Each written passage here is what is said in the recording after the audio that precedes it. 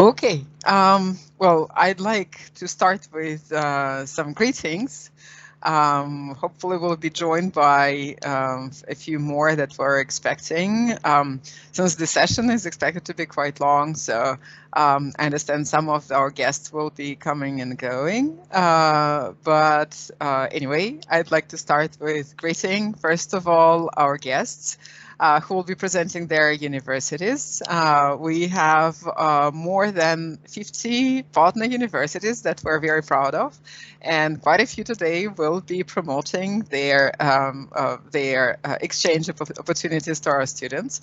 Then I'd like to greet our students who are planning to join our mobility programs and go to study for a term or maybe longer to those universities. And of course, my special appreciation to my colleagues from the international office, and I see also my colleagues from the academic offices who facilitate the process of communication between our partner universities and our students. So the purpose of today's mobility fair is to first of all, to introduce our students to our partners. And the thing is that we very often have a question from our students. Right now, actually, we are starting the selection process for the mobility programs, and we get this common question from our students: which school is the best? Where should we go? Well, you know what we always answer? They're all the best. We have only the best business schools and business partners and universities, partner universities in the world. But sometimes it takes, some effort from our students actually to research, to understand which school fits them perfectly. So today, all our partner universities, not all of them, but many of them, will have a chance to promote themselves and show the opportunities, academic opportunities, networking opportunities, and also an opportunity to just go and have fun, living in a different culture, learning about this culture, and coming back an enriched person. So I think that we can start. Actually, the first presentation that we're going to hear today is about the Graduate School of Business, because we'd like our students first to share what's good about our school, or as we put it, as the topic for today's mobility fair is what's so cool about our school. And so for today, it's the school, the Graduate School of Business of HSE University. So Maria, Zahar, Andrei, can you start? Yes, hello. Zahar and Andrei are here. Yes, of course. And Andrei? I think we should wait for some time because I think Andrei isn't here.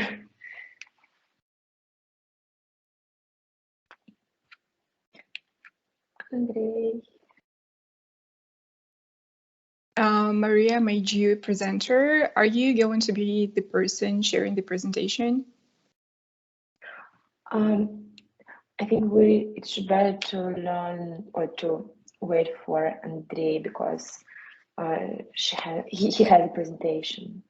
Right. I don't have an access for it. Maybe we just text him now. I think he'll join us in maybe 1 minute.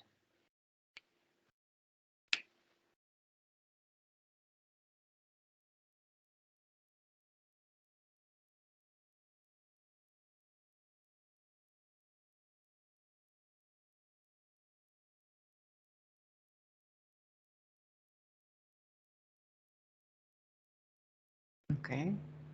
When I see that we have more and more students joining in, it's good.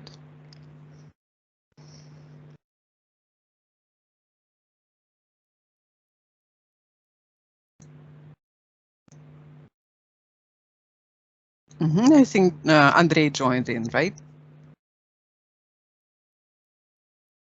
Yeah, that's right.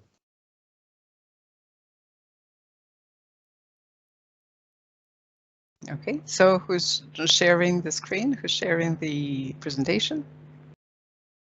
Andrew? Andrei? Can you? Share.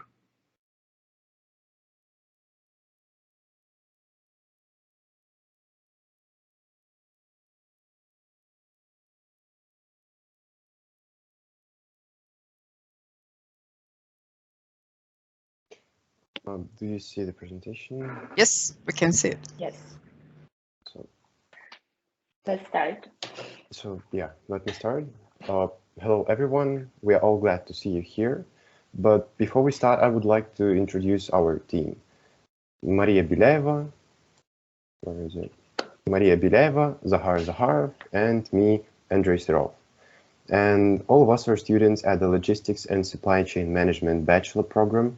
And today we're all gathered here to present our school where we are studying right now, the Graduate School of Business, or shortly GSB.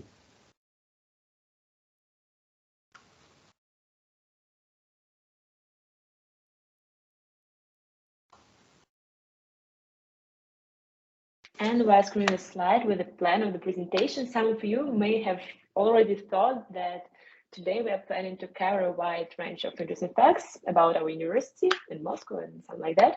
Well, you're right. But to clarify before our presentation starts, you should learn three simple things. Higher School of Economics is a university. The GSB is one of 19 schools, and logistics is one of five GSB's Bachelor of Academic programs. Oh, clear? Hope you understood this hierarchy. So today we'll mostly focus on the GSB because the vast majority of our audience are representatives of business schools. And well, important information sets. So let's start with the very interesting part of our speech, our city of Moscow. I'm giving the floor to Zahar. Zahar, please. Thank you, Maria. Many have guessed that we are from Russia. Well, you're right again. The main campus of the Higher School of Economics is situated in Moscow, the capital of Russia. By the way, we are all not from Moscow. Masha is from St. Petersburg, Andrew is from Mongolia, and I am from Siberia. So we want to share with you our impression, discoveries, and interesting facts about Moscow from foreign point of view. First of all, Moscow is one of Russia's cultural centers. Amazing architecture, different museums and galleries, strong theatrical traditions, extraordinary cuisine, and vibrant nightlife are just some of the exciting things you will always find in Moscow. Here, amazing towers of Moscow city, neighboring historical houses and churches, for example, and large fashionable concert halls stand next to tiny local pubs. Moscow is a city of contrasts. It catches and makes you fall in love with it. Secondly, Moscow is Russia's economic center. Its strength in business studies garners special attention. Not only has the city been pegged as an upcoming global business education hub, but also its climate is ripe for startup success. The city offers an inside edge for entrepreneurial endeavors, including its bustling location, extensive transportation system, tax and legal incentives, and local resources, of course. Moreover, most of the headquarters are situated here in Moscow. Oh, by the way, Andrew mentioned the impressive modern transport infrastructure. Obviously, yes, he's right, it's really outstanding. There are more than 250 metro stations, electric buses, several tram lines, and rather cheap taxi. Interesting fact is that a lot of subway stations that were built in earlier USSR times are very beautiful, pompous, and look like a museum. For instance, the station, the Revolution Square, is decorated with bronze sculptures, and you can see one of them on the slide. Please pay attention to the dog, the picture of the dog. By the way, do you know, please guess in the chat, why the dog's nose is gold? Please write your suggestions in the chat. Please, somebody? Are there any suggestions? cannot see them. Well, maybe you guessed right. It's believed that if you rub the dog nose, your wishes will come true. So, as you can see, Moscow is a wonderful city to spend at least a period of your lifetime. And now we're moving to the part about our university. Speaking of Moscow, it's impossible not to mention our university, the Higher School of Economics, as it plays an important role in the life of the city. HEC University's Moscow campus consists of more than 30 buildings which form 5 building complexes around the city. Many of them are in the city center within walking distance from the metro and main attractions.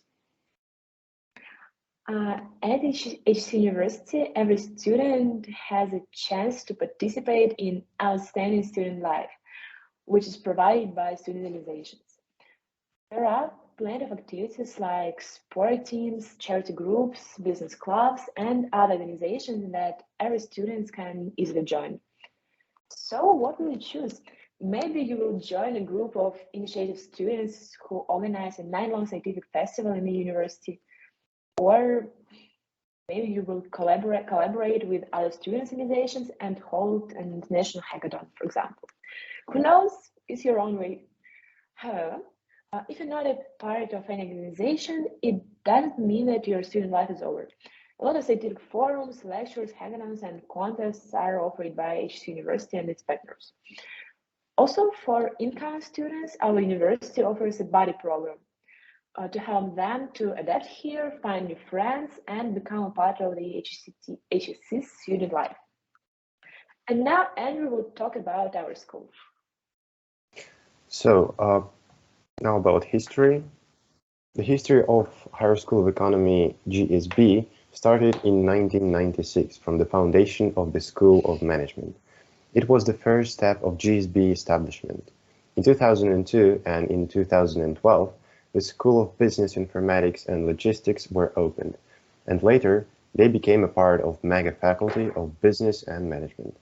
And in 2012 and 2020, after the Higher School of Economy's strategy conference, where a decision was made to create a world-class business school, the Graduate School of Business was founded. But it's just history, Zahar. Please, can you explain exactly what GSB is? Of course. HEC GSB is situated in Shabalka buildings. In 19th century, these buildings served for silk factory needs until the fire in 1995. 10 years later, the Shabalovka buildings that were partly restored became the property of HEC University. And now, after 15 years, the Shabalovka buildings became the home for all students of GSB. Architects and designers successfully managed to save the atmosphere of old factory, but at the same time, fill it with modern loft style. On the slide, you can see some pictures. And I bet you can also feel the atmosphere of domestic comfort. Moreover, it takes an average 10 minutes to visit central parks when you can find various galleries and activities. And if you are ready to spend an extra 20 minutes, you can easily get to the Red Square. Okay, studying at the GSB is comfortable and there are lots of sightseeing around. It's clear. However, Andrew, you mentioned something about the world-class school. Does it really meet the standards? Well, if we're talking about world accreditation, we need to emphasize plenty of rankings here GSB participates in. Here you can see some of them. It's Forbes, the World University Rankings, and QS World University Rankings. Another marker for GSB prestige is EFMD accreditation and AACSB, Prime, and QTAM alliances. It confirms that GSB is improving the approaches of studying in the ways that world standards established. And Aaron, is a small personal question for you. What do you like in approaches of GSB? It's a question about educational process. Well, thank you, Maria. I really like that almost every teacher here has professional experience, and furthermore, a lot of tutors are working in real companies or consulting teams. Therefore, not only the theoretical base, but also real cases or practical experience are given by GSB academic staff. And Zahar, what about you? To my mind, the best fact about GSB is that school provides opportunities for students to do real cases on their own. Lots of data sets, academic articles, journals, or other sources of information offered for students. And some events like a fair of projects where you can compete with other students and figure out which project is most creative, innovative, and realizable. Of course, if you win, you can get a grant for further research or implementing your project in real life. And Maria, I want to ask you the same question. What do you personally like in the education process? Well, I'm a real fan of teamwork. Syllabus of the learning program includes course projects that give a chance for teams from GSB to solve a real company's problem, make a business plan, or something related to the business sphere. So teamwork is a very important part of educational process in GSB. And summarizing all we have about the Graduate School of Business, we can highlight a number of amazing facts. So what the GSB is. It's a wonderful city of Moscow with lots of business and education opportunities. It's amazing research work, especially in the field of economics and business. It's 13 buildings with lots of modern infrastructure, fulfilled and very active and interesting student life, beautiful design of the buildings and productive atmosphere. And it's a prestigious university with accreditation and prestigious annexes. And now, as a conclusion, we want to summarize all our expressions about Moscow and the university and say that HEC University, and especially the Graduate School of Business, is a perfect alma mater for ambitious men and women. And now we're ready to answer your questions if you have them. Thank you guys for a great introduction into the history and the present of our school. Maybe some of our guests would have any questions?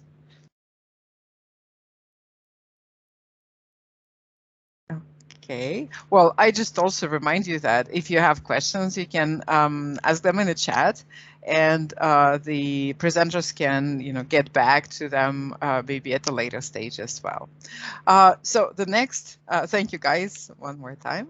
And the next speaker is Sanjar Khankildiev, who will be talking about the ESCP Business School, one of our prominent partners in France. So Sanjar, the floor to you. Good afternoon. Can you hear me well? Yes, very well. Okay, thank you so much. Yeah, first of all, I would like to thank everyone for joining today and letting me speak.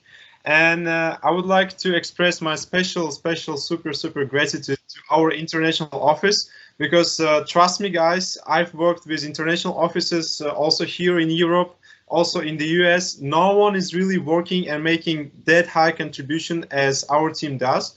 So yeah, thank you so much. It's my personal gratitude. And let me be super short. Daria Maximovna, hello, very nice to see you here as well. I'll be very short. Let me present my uni, which I'm currently representing, ESCP Business School, located here in Paris. And I want to show you just a couple of slides. And I will just ask you whether you see them or not. Here. Okay, perfect. Perfect. ESCP Business School, located in Paris and number 7 in the world in terms of MIM program. I'm studying at MIM at GSB School. So here we have similar MIM program.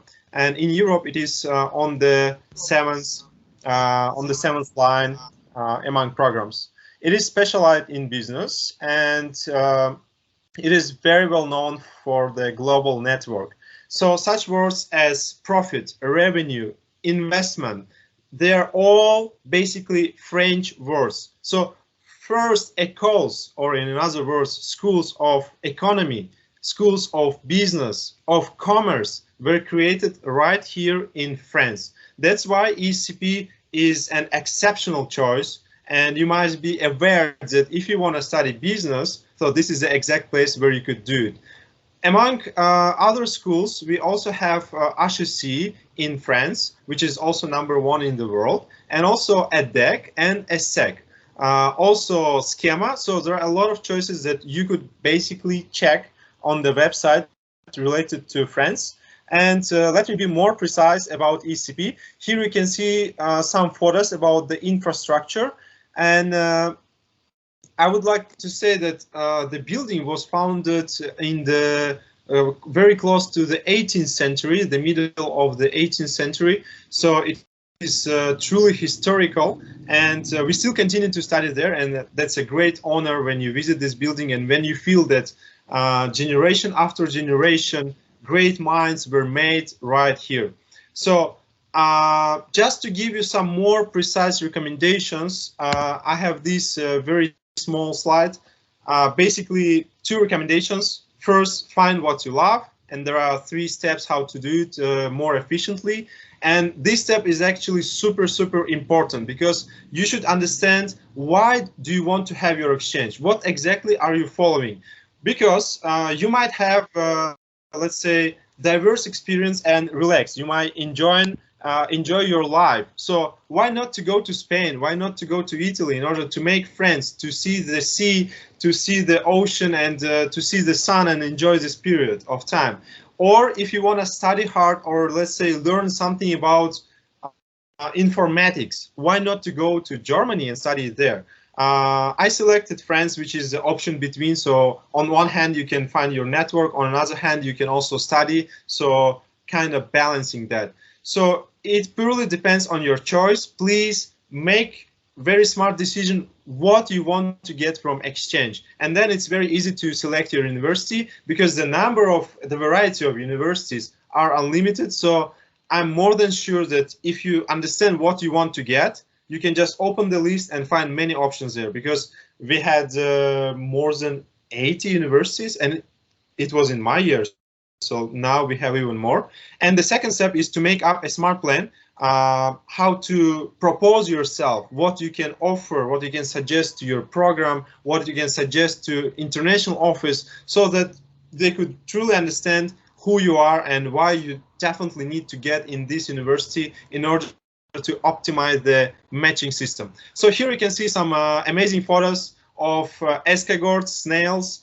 I'm not a great fan of that, but if you are, you should definitely visit Paris. Our student life is amazing. It's much different from HEC, let's say, because in HEC, students are more academic, and also the university is located out of the city. So if you go to HEC, you should be aware that you might invest more time into studies and a bit less into your city life. And if you go to ESSEC, you are somewhere between, and if you go to ESCP, you are more into the city life, because now the campus is located right in the city of Paris, which is kind of rare, because Paris is so small and buildings are so little. So it's not possible to have really nice infrastructure for the university if you continue to survive in Paris. In fact, ESCP is moving out of Paris in the next 7 years. So ESCP is going to build a new campus, but that's not an actual information for us right now. So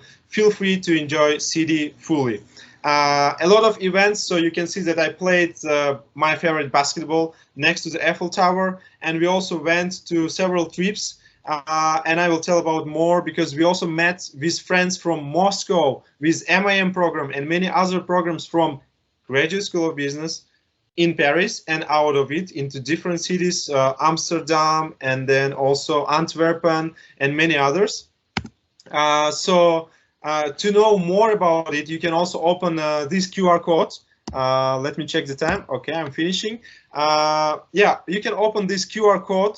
It will lead you to our MIM Instagram page. My friends made amazing video about Paris exchange program.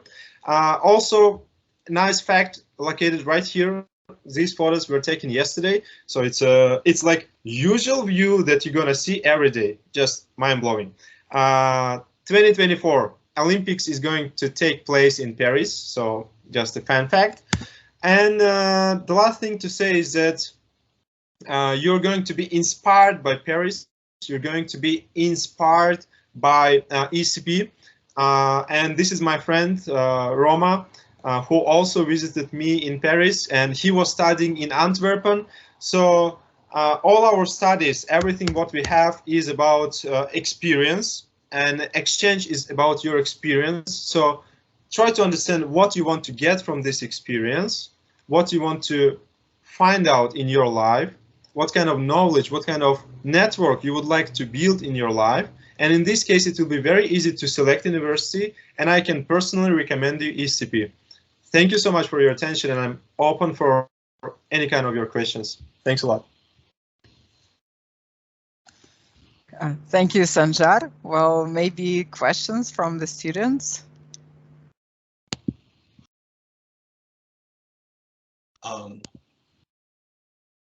Let me ask like a quick question. Hello, Sanjar. It was so inspiring presentation that I really regret I'm not a student and not able to apply for exchange program here at GSB, unfortunately. But talking about the life there, like you guys facing like many restrictions because of the pandemic at the moment, or it's pretty much like normal life, you know, for the students who go there like for exchange? Thank you. Yeah, Anton Nikolaevich, thank you so much. Very nice to see you. And basically that video that was made, it was made due to Anton Nikolaevich, because once we were organizing our ambassador program together, and it was cool. So about COVID restrictions, we are super happy about that, because basically there are any strict restrictions. You may feel free. We are visiting the campus. The only thing we need is the mask, and that is the only restriction for now. For those who are super into clubbing, I have a positive news for you. From the 17th of February, you will be able to club. That's a bit less about me. Yeah, I'm not into that clubbing, so I was okay with that. And also bars were working, so yeah, if you want, you can find that. But for the next upcoming wave, it's gonna be even better, and not really strict restrictions in that manner. Yeah. So it's more or less free. And I have a lot of space here, so to be honest, and just between us, it doesn't matter whether you're on a program or not, but feel free. Yeah, not the best view, on the Eiffel Tower, but enough for us. All right, well noted, thanks. Sure, thank you. Thank you, Sanjar. Any more questions? Just maybe, to mention for the students is that ESCP is one of our very important partners in terms of actually a lot of different programs, because we have an exchange program with ESCP, we have a dual degree program on the master's level, and we're very proud to announce that next year we're opening a dual degree program on the bachelor level. So our bachelor students will also be able to spend 2 years studying at ESCP on their third year of third and fourth year of their bachelor program. So great, thank you for the information and for your inspiration that you give about the scope. Thank you, Sanjar. And I think that. Thank you. And then I think we can move to the next school, and I would like to introduce Alexandra Lastri. And what's very important is that Alexandra is the coordinator at our new partner Normandie School in France as well. So we're very excited because we have just posted the spots at Normandie School for students for the upcoming selection period, and so they will be able to go to Normandie in next fall. Yes. Yeah. Yeah, so, thank you for the introduction. Very pleased to meet you all. So I'm not a student. I'm an international development manager at EM Normandie, and I've been working there for more than 9 years now. Time's flying. And we're very happy to start a new cooperation with your institution and to welcome all the students for your institution at ITAM Normandie. So the topic is what's so cool about your school. First, I would say that we are one of the oldest business schools in France. And for me, as a student, if I were in Russia right now, I would like to come to Normandy because Normandy is one of the, I would say, most beautiful region in France. I don't know if you've been there before, but we have many places to visit, and as a student you can come and visit the region. So we have two campus in Normandy, Le Havre and Caen. So Le Havre is one of the main ports in Europe in terms of container, and we have many major that are related regarding the local market, like logistics, supply chain, and many other majors. So, and we have Caen, a very nice city, popular as a student city. We also have one campus in Paris, opened a few years ago now. And we have also three campuses abroad, one in Oxford, so in UK, one in Dublin. These two are open for exchange students. And we have a new one in Dubai. So as of today, Dubai is not open for exchange students because we will send out first our French students. And in the few years, of course, this campus will be open for exchange students. So we do offer undergraduate and graduate program at ITAM Normandie. It's a business course, of course, it's a business course related. We have also majors in logistics, supply chain, and so on. And we have around, I would say, 5,000 students, and we have increased a lot since the past years. When I arrived at ITAM Normandie, we had maybe 2,000 students, and now we have reached more than 5,000 students. And we are international school because we receive 1,000 students per year on our campus.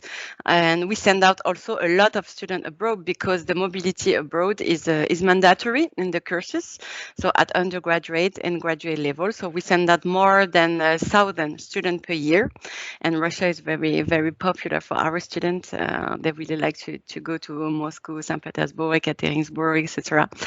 And yeah, I can share my screen if you want to, because I have a little video for you.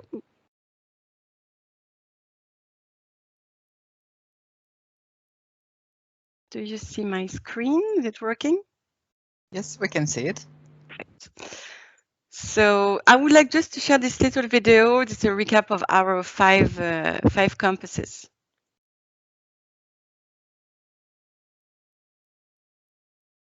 Do you hear the sound?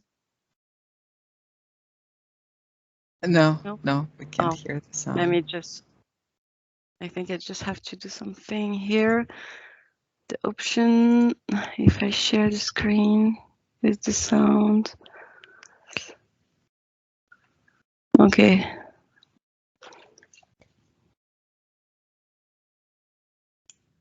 Well, at least you have the pictures, the video. This is Le Havre, where I'm based. I'm based in Le Havre. We Great. cannot see the screen anymore. Can I maybe share it once again? Yeah. Okay. Now we can see. I will go back. Sorry. The new campus in Le Havre, it's a new one.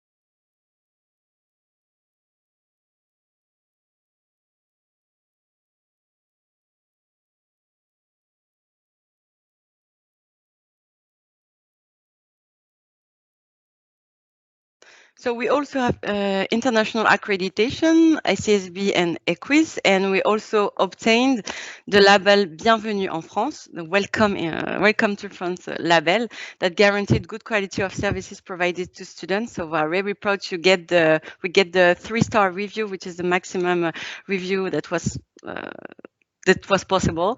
So we're very proud of it. We organize many activities for incoming students, such as a trip to Paris, to Disneyland, to discover also the region in Normandie, Honfleur, Etretat, to see the beautiful landscape. So we also have a students club that are open to exchange students. So should you wish to join a student club or to create one, we are very happy to look for new members in the student club. And also we organize activities on campus. For example, not this year, but last year, before COVID, we used to organize some tasting for international students, so that students can try our French camembert, local food and everything. And we also organize sometimes, let's say a get together with all the international students. For example, Russia can bring the local food, students from Africa could do the same. And we try to have a great integration of international students at our campus.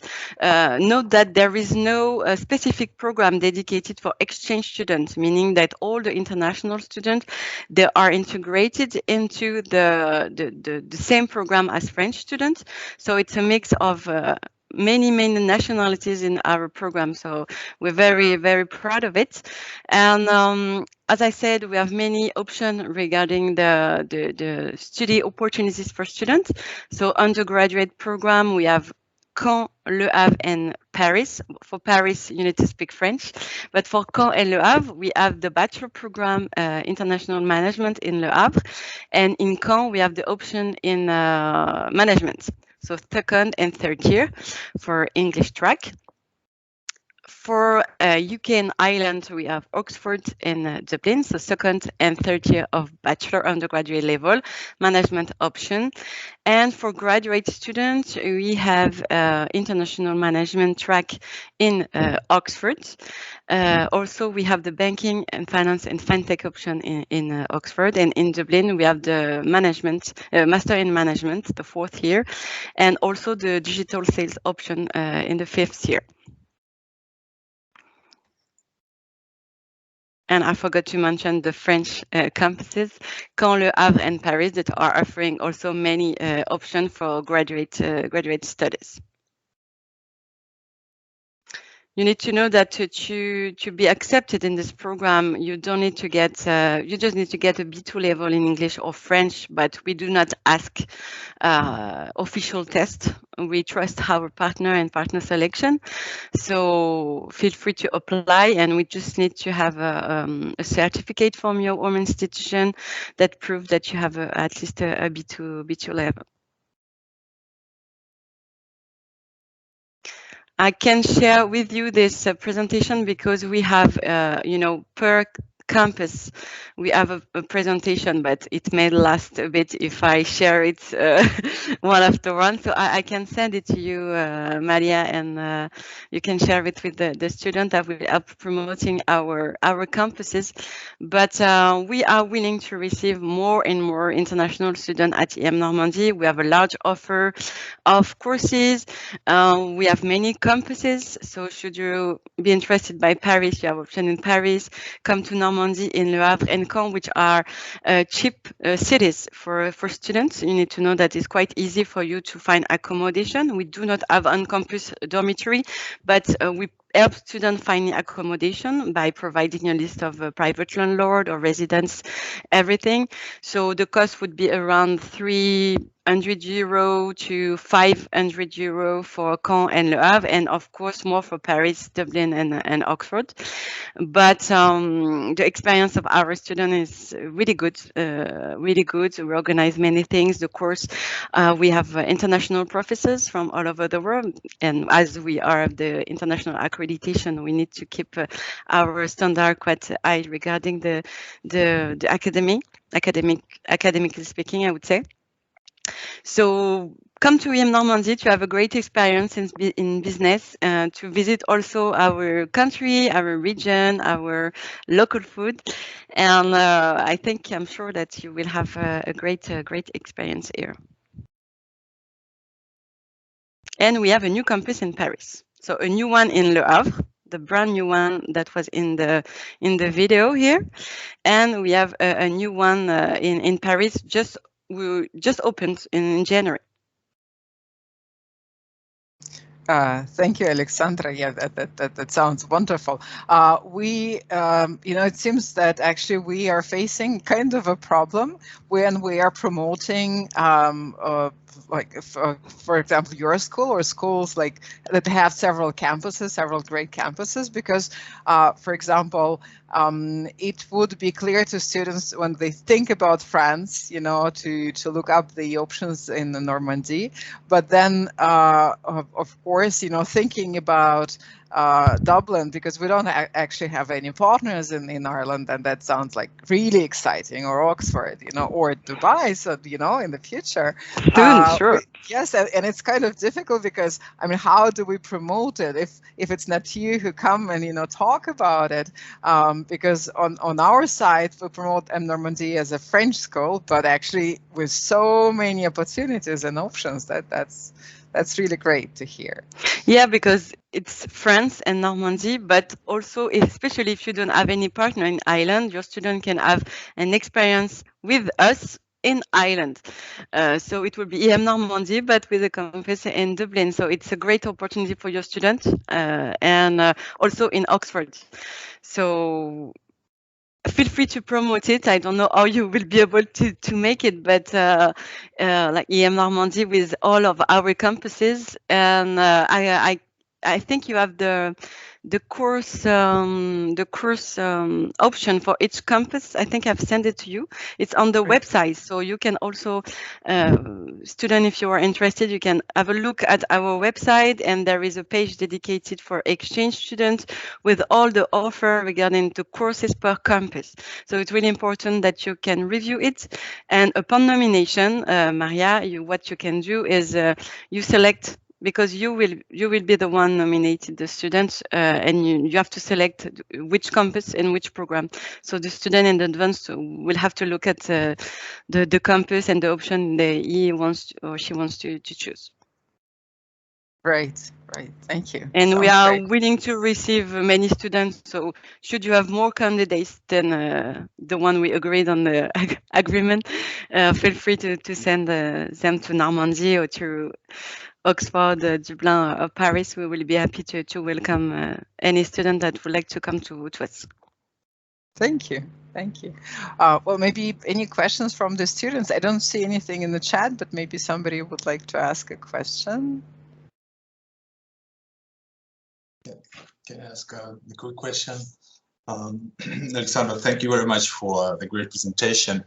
Since I'm being a bit passionate about French language, I would like to ask, if an exchange student comes to take some English courses in your university, will he or she be able to take some French classes on the basic level or something, or Sure. just? Sure. We do offer French class for all international students. You have the beginners, intermediate, and advanced level. So of course, you will be able to learn some survival French to go get your baguette at the boulangerie. Merci. It's non-credit bearing, by the way, but it's an option. You will not be able to get credit from this class, but of course you will be invited to come and join the class. Yes. Yeah, but just get some French skills, right? Yes. Thank you.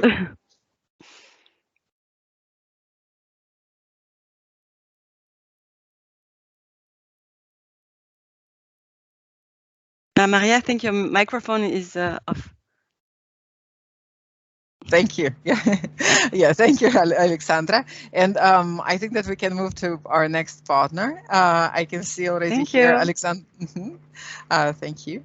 I can see Madeleine Linard, who will be presenting HEC Lausanne in Switzerland, or as sometimes it is easy for our students to call it HEC, which probably sounds not quite French, right? Yes, but so the floor to you, Madeleine, and thank you for introducing your school. Great, thank you for the introduction. Yes, I will share my screen so you can also see some pictures. No, this is not the one. Hold on a second. So, where is it?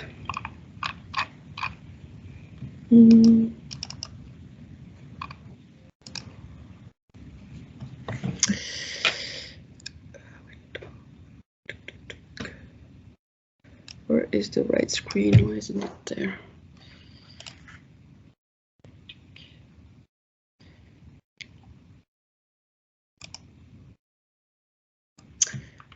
What do you see the presentation view, or do you see HEC Lausanne, the Faculty of Business and Economics, with a picture. Okay, is it the presentation view or is it the PowerPoint view? The presentation view. Okay. Full slide. Okay, that's not the one I want to share. And where is the other one?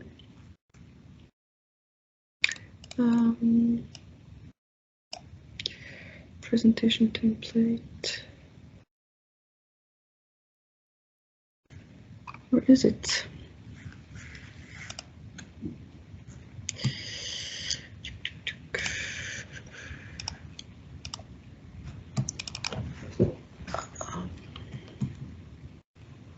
Okay. Is it the full slide? Yeah. Yes, HEC Lausanne University. Yeah, but do you see the comments and everything? No. No, just the slide. Okay, great. So it was okay, great. So this is the right one. Okay, great. Sorry about that. Well, anyway, well, hello everybody, and welcome to this information session about HEC Lausanne. Yeah, I guess that would be one way to say it. HEC Lausanne is actually the Faculty of Business and Economics of the University of Lausanne in Switzerland.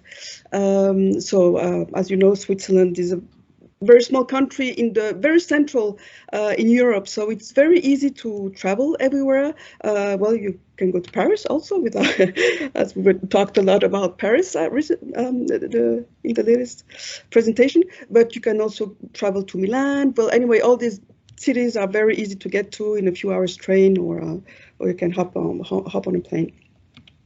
So it's a small country with 8.5 million inhabitants, but very international actually, with 25% of foreigners.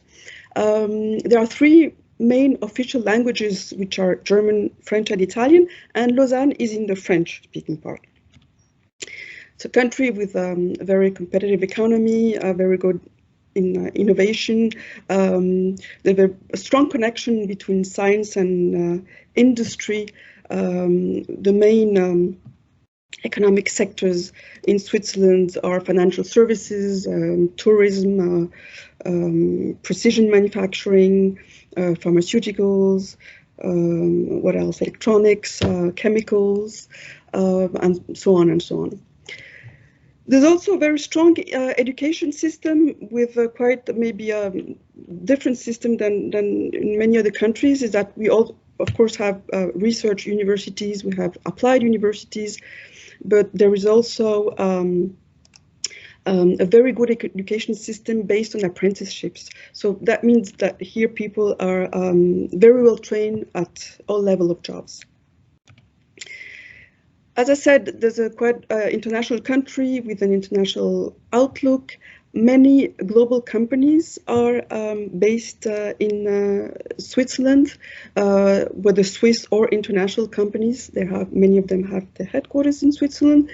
and also many international organizations, NGOs, such as the UN, the World Trade Organization, the UNESCO, the Red Cross, the World Health Organization, the World Wildlife Fund. Well, there are many of them, and also in the sports field. So sports federations such as the FIFA, the UEFA for the soccer, or there's the International Olympic Committee that you can see here on the picture. That's the new building, and that is actually here in Lausanne. Switzerland is also known for its beautiful nature with many mountains and lakes and so on. And if we look a bit more closely at the Lausanne region, Lausanne is actually really an education hub because we have the University of Lausanne, we have the EPFL, which is the Technical University, we have IMD for executive education, the Lausanne Hospitality School, there's the Lausanne University Hospital. So yeah, many students here in the city. Lausanne is called the Olympic capital. Well, one of the reason, of course, is that there's the IOC headquarters that I showed you right before, but there are another 60 international sports federations and organizations which are based in Lausanne. So it's a vibrant city, small city, about 150,000 inhabitants, but it's very young and dynamic with all the schools in the area, and there are many cultural activities. And on the picture here, you can see the vineyards, which are a UNESCO World Heritage Site, and that's really very close to the city. So we have here this big campus, which is the University of Lausanne, which is our university specialized in three, which focuses on three main themes, which are the human and social sciences, the life sciences and medicine, and the environmental sciences. And next door, we have the Swiss Federal Institute of Technology, which trains engineers. So that on the picture here are our two campuses, which are one next to the other, and with the Lake Geneva right next to us. I can see it right from where I'm sitting. So the University of Lausanne is a state university founded in 1537. There are about 15,000 students with many bachelor and master PhD programs offered. It's a green university. The University of Lausanne places sustainability at the heart of its concerns in order to maintain a good quality of life on campus. So the university is committed to protecting the environment, not only in day-to-day operations on campus, but also in its teaching and research activities. So it's really an exceptionally green and spacious lakeside setting. But there's an excellent public transport network which links the university to the Lausanne city center in just a few minutes. So we have 7 faculties at the university, so business and economics being HEC Lausanne. So that's the building where I'm sitting right now. So the HEC Lausanne where we offer 2 bachelor degrees, 8 master degrees, then also, of course, also PhD degrees and executive education. So at the bachelor level, we have a bachelor in management and 1 in economics. Those are 3-year degrees, which are taught in French, but with many electives in English. And then we have our 7 master degrees, which are 1.5 or 2-year degrees. So the first 4 that you can see there, so economics, management, actuarial sciences, and finance, are only fully taught in English, and the other 4 are taught. It's a mix of French and English. But exchange students, which are master level students, which come in exchange at HEC Lausanne, they can really mix and match courses from all different degrees. So you can really pick the courses that you need, that are interesting, and so which means that you have a huge choice of courses taught in English. And also, of course, we also have these PhD degrees. So it's a faculty with about a bit more than 3,000 students, and more than 40% of them are international, so especially at the master level. International is also true here at the academic, for the academic staff, as 80% of our professors are international. So really, when you walk here in the building, you can hear all kinds of languages. I mean, you know, French, of course, but also English and also German and Italian and so on. So it's very nice. It's a top-ranked institution with also ECRES and AMBA accredited. We are a founding member of QTEM, and your business school also is a member of that network. And we also very well ranked, to give just a couple of examples. Our Master in Management is ranked 33rd place worldwide in the Financial Times ranking, and the Master in Finance is ranked 26th place worldwide. I'll go maybe quickly here. So we have three main areas of research and teaching. One is management, with all the subjects that you can see: strategy, business analytics, marketing, entrepreneurship, and so on. The second area is economics and finance: macro, micro, fintech, development economics, public economics, and finance, and so on. And the third main area is technology, with big data, cryptography, information systems management, new business models, and so on. So we have a student exchange program with 160 partner universities worldwide. We send out about 230 students every year. So our students can go abroad when they are in the third bachelor or second master year, and we welcome about 220 students every year also. And incoming students, they can take, depending on their level of studies, courses in the second and third year of bachelor's or first or second year of master programs. So the courses for exchange students are taught in French and English, and as I told you before, mainly in English at the master level and a mix at the bachelor level. You can also take French as foreign language courses. So these are courses free of charge that you can take during the semester along your economics and management courses. And you also have the possibility to take courses in the other faculties of the university or at the technical university, so the EPFL, which is next door. Accommodation. So we have on and off campus residences. The one that you can see here on the picture is actually a building. It was built in 2019 to host the 2020 Youth Olympics athletes in January 2020. And then once the Olympics were over, it became the first on-campus student residence. And then, of course, I mean, you can also have the possibility to look for partners or which are not student residences. And of course, we have central services that will help you with accommodation.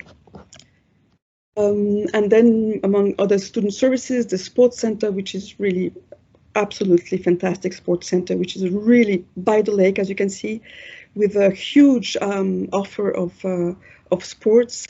Also, of course, libraries. An orientation day is organized for exchange students. A budget system also is there if you want to benefit from more, maybe close help.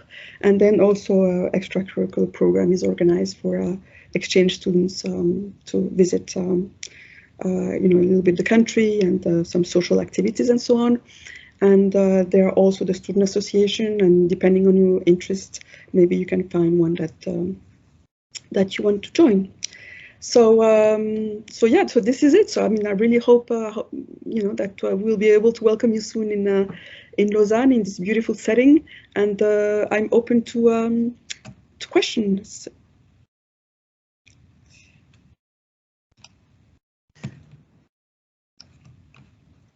Thank you, Madeleine.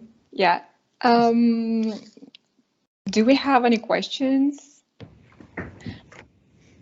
I just wanted to say that our students going to HEC Lausanne, they absolutely love it, academic-wise, but also in terms of the lake, because they never expect that going to your school, they will see like such beautiful landscapes. And what we often hear from them is that we never expected that we'll be studying by the sea, how they call it actually.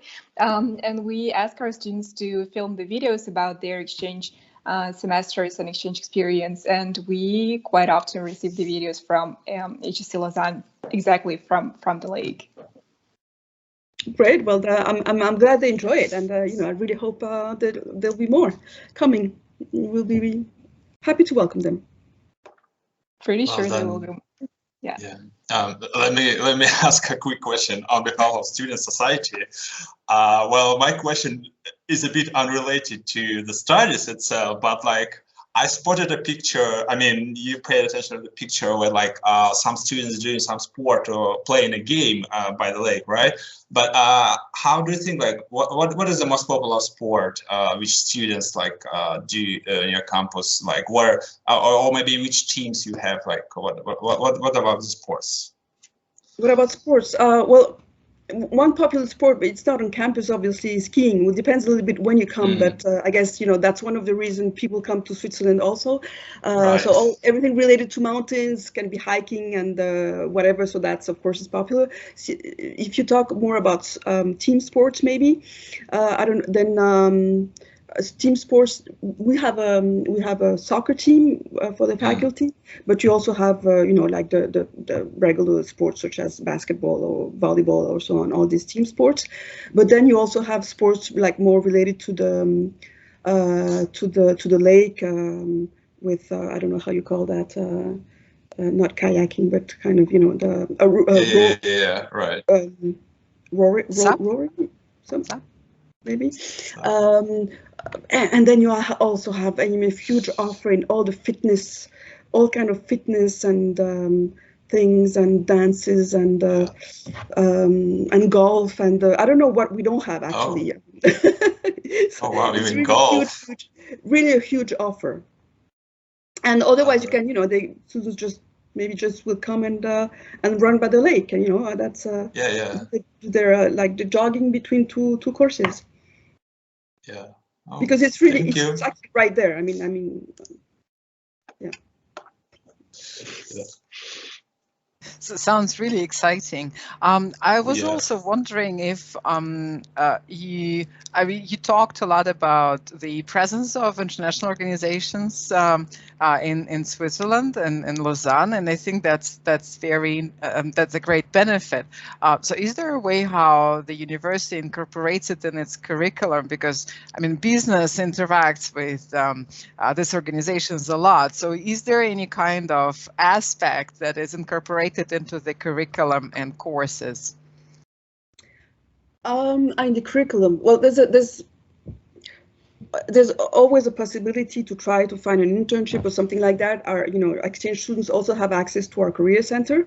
If you know, if maybe they want to try and have an internship after the semester and stay a bit longer in Switzerland, they can try. Otherwise, in the curriculum, I don't see maybe any direct link in just, you know, coming there, top of my head, but yeah, maybe not in our faculty. Maybe it would be more in others. Maybe more in other faculties, but again, exchange students can take courses in other faculties also. Maybe in you know, like social and political sciences, for instance. So maybe there they would find courses which are more linked with international organizations. Thank you. Thank you. Yeah, that's, well, definitely the internship opportunity sounds great, and that's very interesting. Well, thank you, Lina. and I think that Madeleine. Thank you, Madeleine. So I think that we can move on to the next speaker. We would be expected to hear about the University of Mannheim, but I don't see actually Yvonne or Johanna who should be there to present them. And I don't see Amanda either. I think that probably they will just join us a little bit later. So maybe actually I will ask our new partner, the University of Reykjavik, and its representative from the international office, Golang Matildo. I am very sorry if I got the name right. We were trying to learn how it's pronounced. Could you help us? Yeah, okay, so my name is Gustave. I usually just ask people to call me Good Luck because it's easier to pronounce it. Good luck, yeah. So nice to see you all. I'm not sure how to share my slides. Can you give me license to share my slides? Because I didn't send it, I didn't get any instructions. So. Yes. Ah, great, thank you. Okay, I wanted to try to get a student to come here and to present something, but it was not possible. So I'm gonna do my best. And I'm actually was just finishing my slides, so just bear with me if I'm not very organized. But it's really, just a couple of more words to our students, that also to announce that you're our new partner, and yes. It's the first time that we're also putting the slots for your university for our students as an opportunity to go to Iceland, and I think that's so exciting. So we're really looking forward to hearing from you about your university. Yes. We are also very excited and happy. You are our first partner in Russia, so we are very, very happy about that. And yeah, I'm sure it's going to be a success. Okay, so I will just start to try to share something. Okay.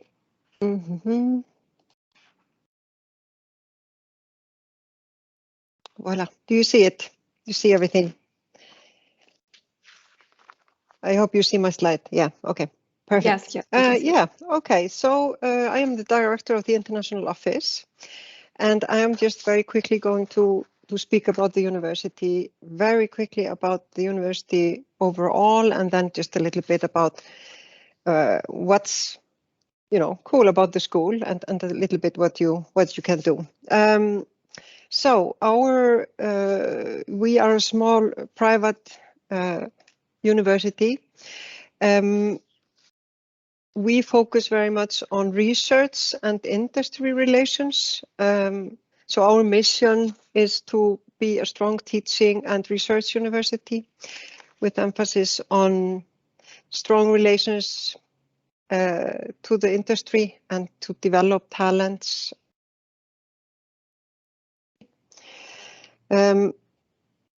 We were founded in 1998, so we're relatively young. We have only 3,600 students overall in the university, so we are very small. We have around 180 to 200 full-time students if we count the PhDs, and we receive around 300 to 350 exchange students every year. And we focus on technology, business, psychology, sports science, and law. And we are very happy to be ranked among 350 best universities according to Times Higher Education, and ranked #1 in citations. We were very happy, and I think it's the 3rd year we are ranked in this way. We have all our facilities under one roof. So we moved into our new building in 2010. It's about 30,000 square meters. We have 50 classrooms, common study spaces, and etc. We have shop, cafeteria, and gym, a cafe, a library, innovation center that has been recently opened, in a separate building just beside this one. I'm just going to show you a little video. It's just a glimpse into our campus. Can you can see it now, can you? Yeah, okay, perfect. So I hope everything will be okay.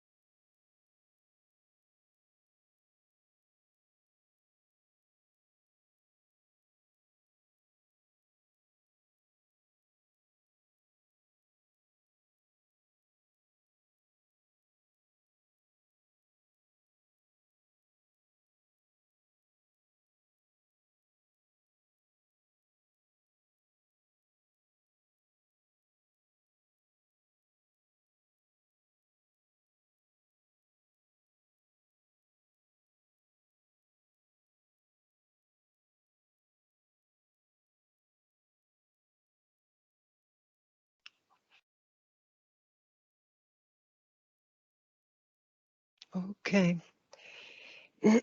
So do you see my slide now? Yeah, okay. Okay, this was just a glimpse into our campus.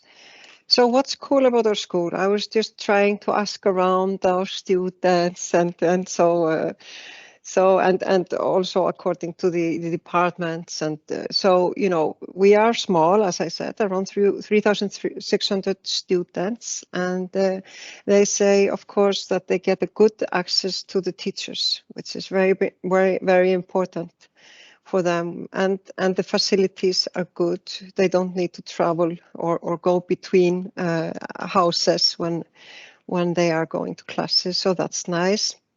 Small class sizes also, that gives everybody the room to shine a little bit more, each individual, so that's also nice. Almost all our master programs are taught in English. We have very strong industry relations that gives students the opportunity to go and on traineeships, hands-on projects, and we are centrally located. Even if we seem to be a little bit in the nature, we are only like half an hour walk from the center of Reykjavik. We are strong in research. We have a lot of research. I just want to mention we are conducting a very, very big research now on sleep, which is an international research and is supported by the European Union. And it's a very interesting research. I'm participating myself. We have, yeah, strong international ranking position. And of course, I don't want to forget to mention that Reykjavik has a very vibrant cultural life. So it has a very lively nightlife. It's a relatively safe city. And, we have not that many students, even if they are 300 per year. It's relatively small groups, so they get to know each other very well. So I think that's quite good as well. I wanted to show you also just some students speaking about the university. I just hope this will work because I had some issues with this earlier. It is here. You can see it. Yes, but we cannot hear the sound.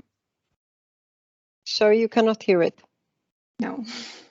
Oh, you cannot see it. You can hear it. We can see it, but we cannot hear it. Oh, okay. Well, maybe I will just send you this because I think I was gonna try to play it on YouTube and I had some problems with that. So maybe. Yeah. I think I will just maybe send it to you. What do you think about that? Okay, yeah, sure. And we'll share it with everyone. Yeah, that would be great. But this one is maybe working. It's Vimeo, like I played earlier. Let me know if it's not working. Okay. It's okay?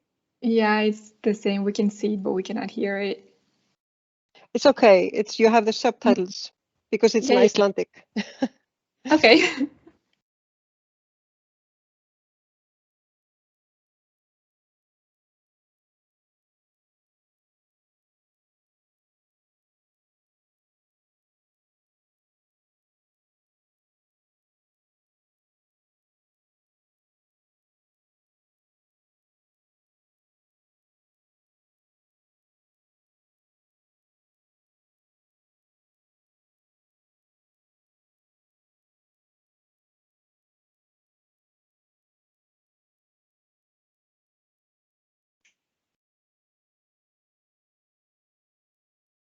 Okay. I'm sorry about the sound. Very sorry. But I will send it to you. Yes. So this is just like a picture of our campus. So you can see that we are just near a beach, a sort of a beach, if you and this is an artificial beach that is actually man-made. We have a geothermal heat or source underneath, so it's quite warm, the water, at least near the beach. But the staff go sea swimming in there, some of them, the most courageous ones. But as you can see, the campus is located very much near outdoor area. It's nice to go out jogging and walking, so it's quite a nice location. Regarding our culture in general, I just wanted to touch upon that we love swimming pools. We have a lot of geothermal energy, a lot of hot water, therefore. And we use the opportunity to go swimming. We have swimming pools in almost every small villages in Iceland. It's even more common than libraries, I would say. So it's a very social thing to go swimming in Iceland, whether it's in a hot or cold water. I have ended the slideshow. So if you have some questions, let me see. I'm gonna try to find you back here. Okay. I'm here. Yeah. Well, thank you. That's very, very exciting. I actually do have a question because I realized that I never got to asking you it. But do you provide the course of Icelandic language to exchange students, because I think that this is like an interesting opportunity to actually learn Icelandic. Yeah, unfortunately, we stopped that some years ago, at least 8 years ago. We fought for it for a long time until we gave up for the moment. But who knows? Maybe we will start that again. But we don't provide it here at the university. But I know it is possible in other places to pick up some Icelandic. I'm sorry you couldn't hear it in the videos, but you know, yeah. But unfortunately, no. But we have local students, and I'm sure it would be possible to you know, to ask them to teach you something, or you know, to make like groups of language teaching or something. So yeah, but unfortunately not. No. Okay, I see. Thank you. Thank you. That is wonderful, and I think that there is this insight actually that in terms of the temperature and of the cold, it's kind of similar to Russia. I think so. Yeah. The feeling, yeah. And we also have people, you know, who swim in the winter. So yeah, maybe there will be crazy some people would be interested. Yeah, but yeah, we usually don't go below -5 or -10. You know, -0, around the 0 is quite normal in the winter. We are under usually cold weather now. We have, I think, -7 in the city. So yeah, that's cold for us. I also see a question from a student about internships. Is there a possibility of internships for students, for exchange students? It could be a possibility, yes, but we are not doing that, you know, on regular basis. It could be a possibility, and in you know, we have what we did. We tried, you know, made an agreement with a university that was kind of a combination of an internship and studies, which is an interesting model also, and that could be looked into. Yeah. Okay. Good. Thank you. Well, thank you. Good luck. And I think that we can move on to Mannheim, right? Because I see now Yvonne and Johanna here. Well, I understand that you have you joined us. Well, we were planning to have you at 3, but that's wonderful. We are going to listen to your presentation now, and I'm really excited. Sorry, this is the wrong time. Really, I'm so that's sorry. Okay. No. That's just perfect. That's just perfect. All right. And I'm really. And I'm really excited that we have a contribution from both the coordinator and the student, because then the students, also our students, will be able to ask questions, and we'll have some, you know, insights from a person who is immersed into a student life. So thank you, and we're ready to listen. Well, thank you very much for having us, and really sorry if we spoiled your schedule here now. No. And we are thankful if you're so flexible that we can do it now. It was really not, not meant to be like this, but perfect. And as you said, we thought it would be nice if Johanna maybe introduces the school a bit, and afterwards both of us will be very happy to answer questions, of course. Yeah, I leave the floor to you, Johanna. Thank you. My name is Johanna. I'm currently a master's student here at the University of Mannheim, and I also work in the team of Yvonne at the international office. So I'm very happy to use the next few minutes to tell you a bit about our university. One main strong point of Mannheim is actually its location, which is pictured here. We're located in a Baroque palace, actually the second largest in Europe, and we've got one more window than Versailles. But there's more to Mannheim than just its beautiful location. We're one of the leading business schools in Germany, and we're the first ones to become triple accredited. We've got a strong international network, and many courses are held in English as well. We're located in a region of high economic power, and that means that when you come here, you likely meet many company representatives or go on workshops during your courses. A bit about the geographical background of Germany. We're located quite centrally in Europe, so that means it's a perfect location for Euro trips you want to take. Within a few hours you can be in France, Italy, Austria, or if you go to a not so far away town in Germany, Frankfurt, they've got an international airport and you can be anywhere you want. And another interesting fact about Frankfurt is that it's also home to one of the most important financial districts in Europe.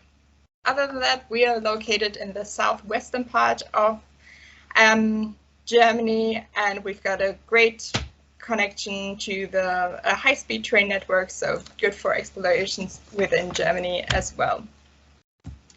Mentioned before, we have quite high economic power here in the Rhine-Neckar region, and that means we also have some big names of companies which are located here. You might recognize the likes of Daimler or SAP. But what's also great about Mannheim is that it has a strong startup scene because many companies are being founded by current or former Mannheim students, and the university keeps good relations to them as well. Now a little bit about Mannheim. The city center is fairly small, so that means when you're a student, it's perfect for walking places or taking the bike, and you probably meet many of your fellow students when you're in the city center. Now our palace is located at the, and from this perspective, southern part, and actually just 5 to 10 minutes away from the central station. We've got more to offer than just a pretty palace though. For example, there's the water tower with a little park around it. So it's perfect for having picnics with your friends in summer or going to the Christmas market that is held there in December. Then we also have the harbor port area.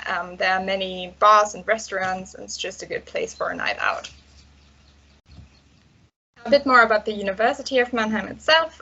It is currently attended by roughly 12,000 students and has got 5 schools, but the business school is by far the largest one. Now some inside pictures of a palace. So we've got beautiful restored old interiors, but also very modern learning environments too. We are, as mentioned, one of the top business schools here in Germany, and that is also demonstrated in our very good national and international ranking positions. In the business school, we've got 7 teaching areas, and especially if you come here as a master's student, you can pick and mix modules from all areas. I think I did modules from each area except 2, so you're really free to explore all your interests. Now, what can we offer to you as an exchange student? Once you're nominated, you'll be in touch with my colleagues and I of the Business Exchange Student Support. We can help you with academic advice, timetabling, and also we host welcome and information sessions. Then there's also the Central International Office, and they can help you with broader administrative matters such as your visa, health insurance, accommodation. Of course, we offer German language courses if you wish, so more on that later. And another interesting fact about Mannheim is that we follow the international academic calendar. That means our spring semester has just started in February and will run until June, and the fall semester will start in September and run until December. Now, I mentioned you can attend courses in English, both at the bachelor's level and the master's level, and you're not even limited to just the business school courses. We've got the so-called university-wide electives. That means you can attend certain courses from all other schools. And there's also the International Cultural Studies program with several courses. Now, if you wish to tackle the German language, that can be achieved here, either with a course prior to starting the semester or with a language course during the semester. You can learn other languages as well, as of course, or if you wish to learn how to program or how to structure your CV the best way, then you can turn to our Studium Generale, where all of those courses are offered. Now, an important part of an exchange semester is, of course, the student life, and I can assure you that even in the COVID pandemic, Mannheim has a great student life. As an exchange student, you can get a Mannheim buddy, which is a resident student who can show you around and give you important tips and everything. We've got a good sports department with many sports activities, of which most of them are free too. What I really like about Mannheim as well is that we have many student unions, so clubs that have a certain thematic focus. It could either be like finance or supply chain or wine tasting, and they all host several social events or cooperate with companies and host workshops or company visits. If you're lucky, then the legendary Schneckenhof parties will have resumed by the time you're in Mannheim. They are parties that are held every Thursday in a courtyard of the palace, and they're very popular, rightly so. But even without that, Mannheim has a great cultural life. We've got many museums, bars, restaurants, and even during restrictive times, you can still have a good time here in Mannheim. Now, that was everything from my side. We will send the presentation to you, and then you can distribute it to your students if you've got any more questions. Other than that, those are contact details, and now Yvonne and I are very happy to answer any questions you might have. Thank you, Johanna. Well, obviously, I will have a question about the Schneckenhof party. Schneckenhof, yes. Right. Yeah. Well, it sounds exciting, but what is it? It's basically just a party that is hosted by technically the university and one of those student unions every week, and it's hosted in a beautiful location, one of our courtyards in the uni, and it's open air, and yeah, just that's the main thing that everybody tells you about Mannheim. When you come here, you have to go to the Schneckenhof. I have not, unfortunately, I started just before the pandemic. I've been to one or two. I can say they're very great, and I hope they will resume before I graduate. Yeah, they're sort of like a staple in a Mannheim student calendar. Yeah, it is a great tradition in Mannheim. In former times there were, I don't know, sometimes 8,000-9,000 people in this Schneckenhof, so in this courtyard, because the palace, you know, it was where the horses were living. So the palace walls are going completely around this, and there's only one entrance and one exit. And then at some stage, and I think they were right, they said it's just out for security measures. There can't be 8, 9, 10,000 people in this courtyard, because it was so crowded if something had happened. So in my times, it was really sometimes really a lot. And now they reduced it, I don't know, to 3,000 or something like that. So for me, as the one of the older ones, it's not that like full anymore there, but it's still great for those who get a ticket. And the queues are, in former times, I don't know how they do it today. Johanna knows better than I. But in former times, you had to queue, of course, for a normal paper ticket, and this was the whole campus was actually like queuing for the tickets. And yeah, it is every Thursday night. And as Johanna mentioned, it's traditionally in the summer, in the spring-summer semester, it's going on every week. And in the winter term, it's going on as well, but then traditionally inside the palace, which definitely means a smaller room and in the catacombs, as they call it. So in a it's on ground level, but it feels more like a cellar room where then it's hosted. Yeah. So yeah. Thank you. Well, that was actually the idea of, having students talk about their experience, because obviously, as an international office, as official coordinators, we're supposed to talk only about academic matters. It's really not everything that counts. No. And as I was a Mannheim student myself, it's I can report a bit. Also, it's maybe a bit longer in the past, but right. I think we have a question about international students in terms of the cohort, where they come from. The students, where they come from. Let me see what international. Where do your international students usually come from? Well, they actually from everywhere, I must say. I mean, we have nowadays more than 200 partner universities only in the business school. So many more, 450, 460 for the whole university, and we have partner universities actually on almost all continents, and a lot of American students actually love to come. Also, just because the semester dates go, fit very well. Also, Australian students, South American students, of course, from all over Europe. Asia, we increased our partners there in the last years. We are very popular among the Singaporeans, for example, and for students from Singapore, for example, it's also very important to have such an international experience, because it's still a very strong tradition there that during your studies, this is the only time in your life where you really have the opportunity to travel and to enjoy life a bit. So they love to come, and we always get questions if they can send more, and so I think we are actually quite popular. Meanwhile, we have about 600 exchange students per year coming, again, only to the business school, more to the whole university. And we also have more and more degree-seeking internationals. Numbers in that respect are limited by law, because studying in Mannheim or in most German universities, public universities, is for free. And that means that, of course, German taxpayers' kids, so to speak, must hold the majority of places, so to speak, yeah. But in the bachelor's degree in business administration, we also have the highest number of internationals possible, which is about 18%.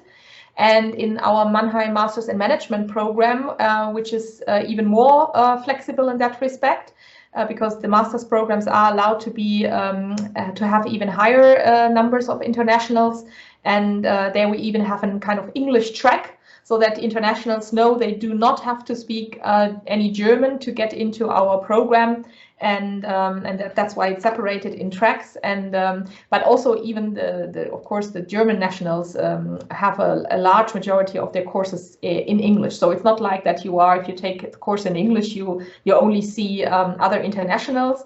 The program is very, very international, and it's I think we just counted a couple of weeks ago, and it's about 70% of all courses offered in the program are actually taught in English. So also as a German-speaking person, you have no chance actually to create an interesting program for yourself without taking also courses in English, and it's natural for our students.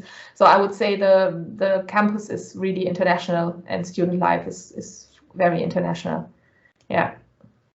That's great, and for us it's very valuable actually that there are the concentrations in informatics systems and in management, because actually those are the two main area of studying at the graduate school of business. So sometimes for our students it's difficult to find actually in a university that could find matching courses for both of these concentrations. So that's that's really cool. Yeah. Thank you. Yeah, that's fascinating. Thank you, Jana. Thank you, Yvonne. You're welcome. Thank you. And we will be passing to Stephanie, who will be talking about SKEMA, actually another new partner that we have. Stephanie. Hi, everyone. I'm sorry, because I'm not sure that I can. No, I have access to see my presentation. Perfect. Did you see my presentation right now? Not yet. No.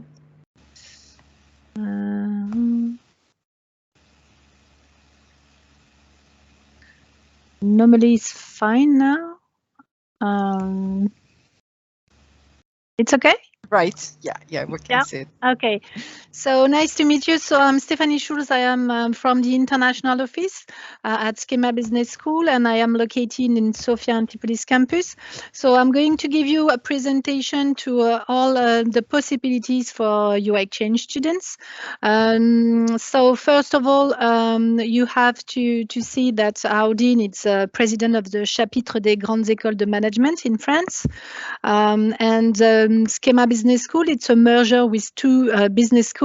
The one was ESC Lille and CERAM in Nice. from 10 years. So we have about 45,000 alumni, more than 145 countries, and we have 8,500 students, including 45% international students and around 120 different nationalities, 160 professors, of which 50% are international. And of course, we have 7 campuses across the world and 130 academic partnerships. So you have to know that all our courses are taught in English in our 7 campuses as well. So we are triple accredited, EQUIS, SAHA, CSB, and AMBA. And we have also rankings in the international ranking and French rankings, because we know that TIS ranking is very important for exchange students as well. So, as you know, we have 7 campuses, and the last one, it's our South African campus. For the moment, it is the only campus that we don't open to exchange students because it's a new opening. So it's for our regular SKEMA students for the moment, but in the future we are going to open this campus as well for the exchange students. Just one more information: in the future we are going to open a new campus in Russia and in India as well. So we have 3 campuses in France: Sofia, Lille, Paris. 1 in China, Suzhou campus. 1 in South Africa, Cape Town. 1 in Brazil, Belo Horizonte, and 1 in the USA, in Raleigh, North Carolina. And we have also a global lab in augmented intelligences in Montreal, Canada as well. So first of all, our SKEMA Brazil campus is located in Belo Horizonte town. So it's a business hub in the first planned modern city in Brazil. It's around 360 kilometers from Rio de Janeiro and 500 kilometers from Sao Paulo. SKEMA's campus is located inside the Fundança Udu Cabral. It's a very big city. So this city has been classified in the top of the 10 most dynamic business cities in Latin America by the America Economia magazine. So you have to know for how each campus is, we offer a pre-orientation. That means when we receive your nomination, we are going to explain to all your exchange students how it works, because sometimes we have a lot of documents to prepare in advance. So we organize pre-orientation for all students, regular students and exchange students as well, and they receive all information and step by step that the student have to do, of course, to enter the country and to be present on the campus. We have also Suzhou in China. So the Chinese campus was located through a partnership with the technological and scientific division in Suzhou. Suzhou is called the Venice of the East due to its canal, and it's very popular for the sheer beauty of its natural environment and various traditional gardens. So I give you an idea of our campus because it takes a long time to give you a lot of details of each campus, but it's to give you a big view of the possibility for your exchange students.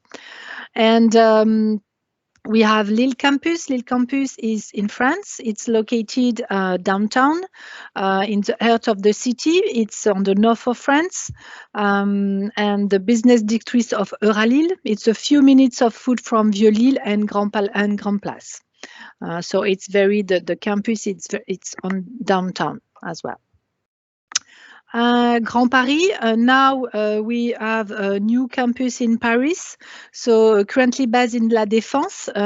SKEMA now has a new campus in central location, five minutes away from the La Défense campus and 30 minutes from Champs-Élysées. The Grand Paris campus, situated in Suresnes, will be school hub for its global strategy. So it's very exciting because you can see the Seine and you can see the tower as well. So it's a very good place, and the campus, it's new. Okay. The Sofia Antipolis, where I'm located, so it's at the heart of European Technology Park. So from this campus, we are located on the French Riviera between Cannes and Nice. We are located in the south of France, so it's different. And the Captain campus, so in the future for the exchange, is it's a campus at the University of Stellenbosch in Cape Town in South Africa. And the last one, the Raleigh campus, is located in the North Carolina State University as well. So Raleigh is not far from the first American Technology Park. As you can see, all our campuses are located in a technology park. So, and we have also a lot of partners because we can propose to our students a lot of options for their mobilities. That means exchange with our campus or exchange with our partner universities. So the most important and the information that you have to know for your exchange students, they don't have tuition fees if they want to join our international campuses. And they have just to specify the campus that they want. We propose each semester different specializations that we propose you on the nomination forms. So for each campus, we have a minimum of 5 or 6 specializations. So there is a lot of option for your students. And you have just to pay attention that you have to choose one specialization. It's not possible to mix courses from different specializations. It's just a problem with the timetable because in the past it was an option, but now is very complicated. So before each semester, that means in August and for the fall semester or in December for the spring semester, we organize Orientation Day week, especially for international students, because we want a link between exchange students, French students, and international students. For us, it's very important. So we organize a webinars series. We explain for all the tough information for the integration in France and in the integration at SKEMA. And after we propose different sessions, different presentation as well for the health insurance, for the French residence permit, for accommodation, of course, because students have to find their accommodation by themselves, but we propose different offers and they can choose via our website as well. So, and sometimes we have also a lot of exchange students who propose their accommodation to rent as well. So after we organize international student orientation before the beginning of the semester, that means that they can meet the team, the international team, and they can meet all our services and departments. To explain how it works at SKEMA and all facilities that they can find on the campus or downtown. And after we organize a team building, a game. It was in virtual game for this semester with the sanitary situation, but normally it's on the very nice place. So in Paris, you can have a cruise boat with different students. It's a scavenger hunt. Its purpose is to discover the town, the environment for the students, and to be very comfortable on the new situation and the new place. So we hope that in the next fall we are going to organize a scavenger hunt with all students and not in virtual, because we organize a virtual scavenger hunt during the sanitary situation. Perhaps we are going to see the end of the tunnel, we hope, for everyone. So, and after we have a special orientation day for exchange students to explain in details the academic information, academic rules. Normally, for each semester, we receive approximately 300 exchange students from different countries. And that's it.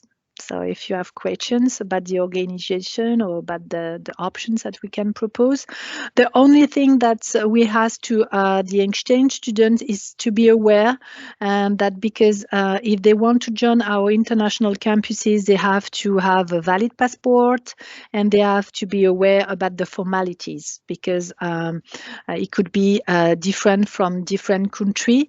So especially with this current situation, except for the moment our Chinese campus, which is closed because the Chinese border are closed for the moment. So we hope to open the Chinese campus for the fall 2022. But of course, we are going to give you this information in March if we are going to open it or not. Here we go. Do you have questions or do you need more information about the special campus?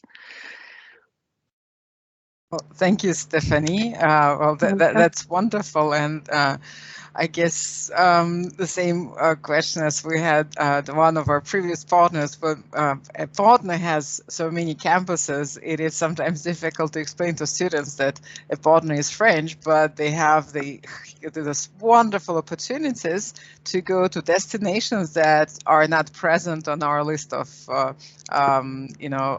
mobility destinations, like, for example, South Africa or so as you're saying, only the Chinese campus right now is closed, right? And otherwise we can offer our students like different campuses. Except for the South Africa for the moment. In the future, we are going to open it, but for the moment, it's only for SKEMA students. Normally, we receive the majority in the French campuses because exchange students from our partners wants to discover France and want to learn French, of course, but we have to propose this opportunity to our international campuses, of course. It's an option, but otherwise it's not possible to, for example, to go to the first semester to Lille campus and after to join our Sofia campus. We have to choose just one campus for the whole academic year if the student want to spend the whole academic year with us. It's not possible to change the campus. Okay. Thank you, Stephanie. I also have a question. So you said that before the arrival of students, you organize, and like after the arrival, you organize orientation events. Did I get it right that you, like during these events, you try to mix the international students with the French students? So I was wondering how that's organized. During this moment, it's only for the international student. That means exchange students and regular international student, because it's a lot of information for the international student, especially to explain the French health insurance, to explain the rent allowance, to explain the French residence permit. It's for the French students is not interesting to be present. So we want to have only international students to explain this information, and after they are going to have during the orientation day an integration with the specialization on the program, and at this moment they are going to meet the French students. And after, of course, we organize with our student associations a lot of events with French students and international students, because the purpose is to mix our population, because they are going to a working group on the specialization, so they have to meet each other in another context.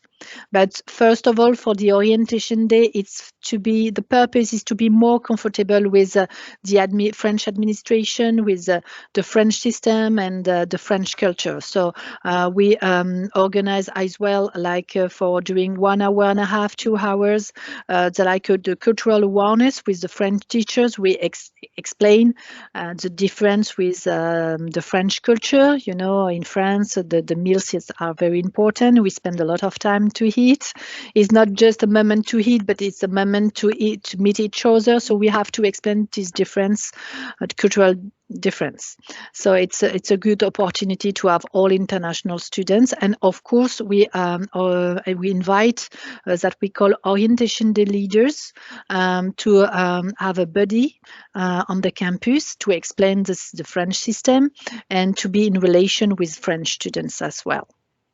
But we know that at the first step, the French students are very shy at the first step, and so we have to organize like a big group of international students to explain the situation, to explain the French behaviors, and for example, if we propose you to drink a coffee, just to meet you, is not to have a date, for example, or to spend or to just to drink a coffee.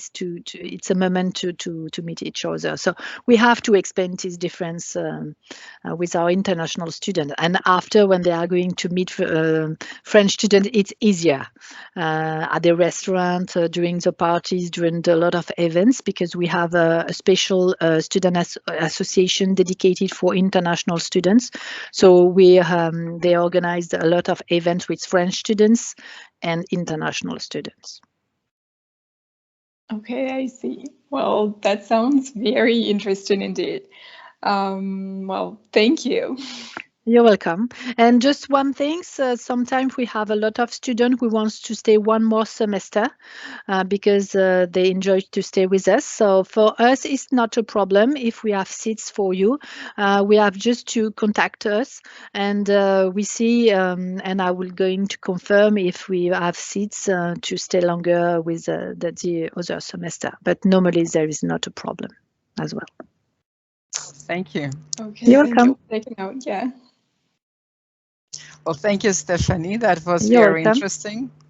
And we pass the floor to our next partner university, and that will be Julia and Lyubov, who will be talking about Reykjavik University, ESB Business School. So Julia and Lyubov. Yeah. Hello, everyone. Just a second. I need to share my screen. Let me know if you see something. Yes. Yeah. All right. So, hello everyone, and welcome to our presentation. Today I'm gonna present our university, which is located in Reykjavik, in the south of Germany, in the state called Baden-Württemberg. You've probably never heard of this city. It's a small town, but with a lot of beautiful sights and nature. So here are the few pictures of this small and cozy town. This is our campus. We have a lot of places to chill, to hang around, especially in summer, especially next semester. So we hope we will get life back after COVID next semester. On this slide, you can see a few facts about our university. So we have 5 faculties: Applied Chemistry, ESB Business School, Computer Science, Technology, and Textile and Design. So today we will specifically talk about ESB Business School, because you probably come to our business program as an exchange student. So in the red box, you can see the programs which you can take part of. International Business, International Business Engineering, or Business Engineering. So I personally from EV faculty, International Business Engineering, and my colleague is from International Business faculty. So yeah, exactly. Now we want to take a closer look at the ESB Business School. So our business school is truly international, with 25% of the students on campus are being international students. So when you decide to come to Reutlingen, then you will definitely not be the only international student on campus. And therefore, our lessons are not only taught in German, but also in English, so that every international student can follow the lectures. And we also have an international team of professors. And sometimes it can be really hard to find new friends in a new city and a completely new culture and country. And therefore, we have a special buddy program. Buddies are students from other semesters that will help you to get in touch with international students as well as with German students, and will just help you to find new friends and to get to know Reutlingen and the surroundings. And you are also able to stay directly on campus in specific dorms, and you have to apply by yourself for these dorms, but we offer also hints and links that will help you so that this application will be really smooth. And probably one of the most important information for you is, besides of studying, also what you can do in your free time, because studying at university shouldn't only be about learning and sitting in the library all day long, but also about having fun. And there the university provides, for example, many sports clubs. They are all free, so you can join a soccer team, or you can take some yoga classes or go climbing or whatever. There's an entire list with different sport activities you can join. And we also have other events like city tour or game nights, and of course a lot of parties. And if you are in Germany, then you are also able to learn German, of course, and there we have intensive German language courses that will help you to learn German, and this would just help you to prepare for your life in Germany and to communicate with all the other citizenships in Germany. Yeah. And now one important information about the COVID situation. The university tries to offer as many lectures on campus as possible, but there are some requirements you have to meet if you want to have access to these face-to-face lectures. So there are 3 requirements, so you have to fulfill one of them. You have either to be vaccinated or recovered or tested, and if you want to show a negative test result, then you have to show one that isn't older than 24 hours. And if you fulfill one of these 3 requirements, then you are free to go to the face-to-face lectures and to the library and all other activities. So on this slide, you can see the experience of our exchange students. And to be honest, I also kind of international. I also come from Russia, from St. Petersburg. And I also can share my personal experience. Если вам нужно больше информации по поводу, как приехать в Германию, особенно как прошел мой путь из exchange студента в обычного студента, можете обращаться. And speaking about the student life, I also experienced some of the events. Of course, it was before COVID. For example, we had a huge summer fest, or we could organize small activities together, like music band or some Christmas events on the campus. But of course, we hope we will get back together to normal, get back to normal next time, next year or this year. Yeah. And yeah, exactly. Something really special about our business school is that we have close cooperations with top international companies. You can see an overview of some of these companies here on the slide. And if you decide to stay longer in Germany, maybe for an internship, then you also have the possibility to apply to one of our cooperation companies and do an internship there, for example. And something really great, I think personally, is that 2 times a year, some of these companies actually visit our campus in Reutlingen. And then we have the chance to talk to them personally and ask them questions. I think it's always really interesting to know what an internship would look like in a specific firm, or also how a future career could look in a specific brand. Yeah. Yes, exactly, And the next slide. Yeah, thank you. And here, if you want to get some more information about our business school, you can follow us on social media, or you can watch some of these videos on YouTube. And yeah, this is the end of our presentation. If you have any questions, just feel free to ask them right ahead.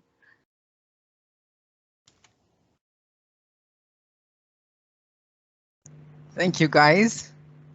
Well, I'm looking for questions from the students because it sounds like an amazing experience. And I understand there are some special secrets that Lyubov could have shared, right? Of course. Like you said, yeah, like you said that he moved from exchange student to a full-time student, right? Yeah, I decided to come back. Mm-hmm. For masters, like, did you? No, for bachelor. I finished my school in Russia and I decided to still come back. Okay. So what are your preferences in terms of mobility? Like, where do you like to go in mobility programs? You mean me as a student right now? Yeah. Mm-hmm. Yeah. Mm-hmm. Oh, I haven't thought about it yet because next semester I'm gonna do my internship, so I'll think about it in a year. But yeah, it would be nice to come back home, of course, but I don't know. Yulia, what about you? You finished? Sorry. Yeah. Yeah. So to be honest, I just finished the first semester, so I will stay in Reutlingen for 2 more semesters, and then I also have an internship, and then afterwards we have this semester abroad, but I'm not sure where I will go because there are so many great opportunities and so many great countries I want to visit, so I still have to think about it. Yeah. I have a question to Lyubov. So, well, initially you came to ESB Business School as an exchange student. Then you decided to, well, become a full-time student. What was it in ESB Business School that actually brought you back? Like, what was the X factor? What was so outstanding about the school that you decided to come back? Actually, I started learning German long before I came to Germany. So I thought that would be also a great opportunity to deepen my German language knowledge and to practice actually, because yeah, I never had an experience before with talking to the foreigners. I of course, in Russia we still have some tourists and foreigners, but I never experienced, for example, speaking in German with a German. Okay, I see. So it was mainly about the German language and about practicing German. That one of the reasons, of course, and yeah, and speaking about the other reasons, like for example, business school, the way of learning and the way of studying, it's completely different. We only focus on group projects, which I never experienced before, especially being international with working with a lot of international students. I never had such an opportunity back in Russia. That was also new for me. Okay, I see. Thank you. Well, thank you, guys. Thank you so much for our presentation. And again, like it's great when we hear students talk about their experience. And we're passing the floor to Lancaster, and we're really excited to see there Jamie, the coordinator, and also a student, right, Luke, who will be talking about exchange programs as about Lancaster as our great partner. Thank you so much, Maria. Thank you for welcoming us today.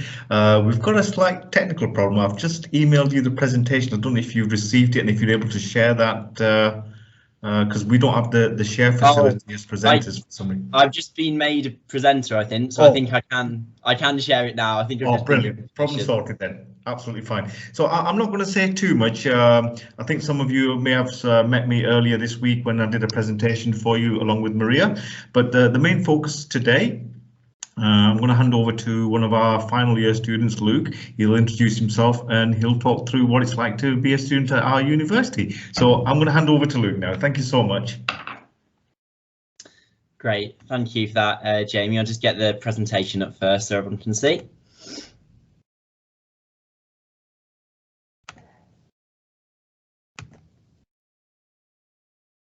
Can everyone see that okay? Yes, we can see your screen now, yeah. Okay, brilliant. Okay, so just before I start, I'll just introduce myself so you'll know who I am. So I'm Luke. I'm a fourth year business management student at Lancaster University. I did 2 years of study at Lancaster. I then actually went and did a placement year at Porsche, and I'm now back at Lancaster University for my final year. So I've just got a short presentation just to tell you a bit about what life's like as a student. So I'm not going to focus on all the small details of, the courses you can pick in the academic, but I'm going to try and focus more on the student side of what it's like to be at Lancaster. So here you can just see actually like a bird's eye picture of what Lancaster looks like. So it's a campus university, which means it's not in the city. It's got its own campus, which you can see it's kind of surrounded by some trees. So that's just a bird's eye picture of it.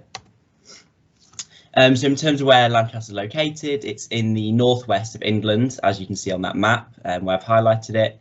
And it's quite close to both Manchester and Liverpool, which are both bigger cities than Lancaster. Lancaster's quite small for a city, whereas Manchester and Liverpool are a bit bigger, so it's quite good having those there for a train journey. I know me and my friends have sometimes gone on the train to Manchester and Liverpool if we wanted to experience some bigger events or go to like live music concerts and stuff, so it's good having that nearby. And it's also a short distance away from the Lake District. The Lake District's a really nice national park, which is about sort of half an hour north of us. And that's a really nice place if you want to go for some nice walks and if you want to get out in nature. Here's just a picture from the Lake District. So as you can see, it's obviously somewhere which would be really good if you like hiking or walking or water sports. There's loads of opportunities to do, kayaking and boat trips. So it's a really nice place to have nearby to go and kind of do things in nature and just kind of enjoy the fresh air, really. Okay, so as a city, Lancaster's really nice. So the city itself is only about a 15-minute bus journey from campus, so it's very nearby. It's a very historical city. You can see from the picture in the bottom right, that's the Lancaster Castle. It's got a lot of history about it, which makes it quite an attractive city to walk around. But it's just really nice having that history there to kind of, communicate with. It's also got a huge range of restaurants, bars, cafes and nightclubs as well. If you think of any sort of cuisine, so I've actually put a picture of a sushi place, but it's really good in terms of if you like trying out different food or if you like going to different cafes. There's a lot of small companies who have different food, which is really good. And the student life's there really good. So it's got a few different nightclubs. It's got one of its main clubs is just owned by the Students' Union. So it's student run, all the staff there are students and only students can enter. So it's a really nice, safe place to go and enjoy yourself in Lancaster. It's a short bus journey from campus, like I said, so a lot of people, if they're not living on campus, will just get the bus in, you can get a bus pass. So it's a nice, easy way of getting to campus. And there's a large range of student accommodation in the city. So a lot of people live with their friends and stuff in the city, and there's always a large range of accommodation to choose from. So now I'm going to talk a bit about the sports facilities and social opportunities available on the campus. So you can see from the bottom right picture, that's the main sports centre facility that we've got. That's recently had a big investment in it, which is nice to see that the university is trying to expand and improve the facilities. And that's a really nice place for if you like doing a range of sports. So for example, I go swimming at the sports centre. They will have some really good gym facilities. They've got a lot of different rooms if you like doing cardio or if you like doing different gym things. And they've also got a huge sports hall with basketball courts and squash courts and netball courts. So if you like doing indoor sports or if you like doing swimming, sports centre is a really good place for that. And it's also got a lot of outdoor sports facilities as well. So I've just put a picture up of the tennis courts. I've played there before, but it's also got a lot of different football pitches and American football. And one thing I've experienced is there's almost every single sport you want to do at Lancaster. There's even a snow sports club. So if you like skiing, you like winter sports, there's even the opportunity to do that and go on trips. And one really nice thing about the sports here is you can do it at quite a competitive level, but also at a really kind of recreational, not a competitive level. So you might be competing against other universities if you want to. However, there's also that chance to just play sports with friends and also play sports just within your college, which I'll speak about a bit later. So in terms of the campus facilities, obviously there's a lot of different lecture theatres and departmental buildings, depending on which department you're in. On the left there, I've just put a picture of our brand new management school. So that just had a huge investment in it recently. So the management school looks really nice. It's got some really nice new parts to it and new lecture theatres in there. One important thing to note is that depending on your department, you won't necessarily always be in the management school. So don't think that, if you choose management, you're just going to be in that building. You actually quite often have lectures all over the place. So I have lectures, all across campus, which is quite nice to get that different perspective of the university. And we've also got a huge range of food and drink venues on campus. So you can see from that top picture, that's actually a market that happens on campus every week. The market is really great, but it's an opportunity for a lot of smaller companies to put up stalls. And that's really a nice opportunity because it's quite a cultural thing. If you go there, you might see, Nigerian food, for example, or you might see some African cuisine. So it's a really good place to go if you want kind of, food that isn't kind of popular normally, but it's really good for different companies to express themselves. And then at the bottom, I've just put some of the cafes and some of the bars that we have as well. So there's a really good range of places to eat and drink.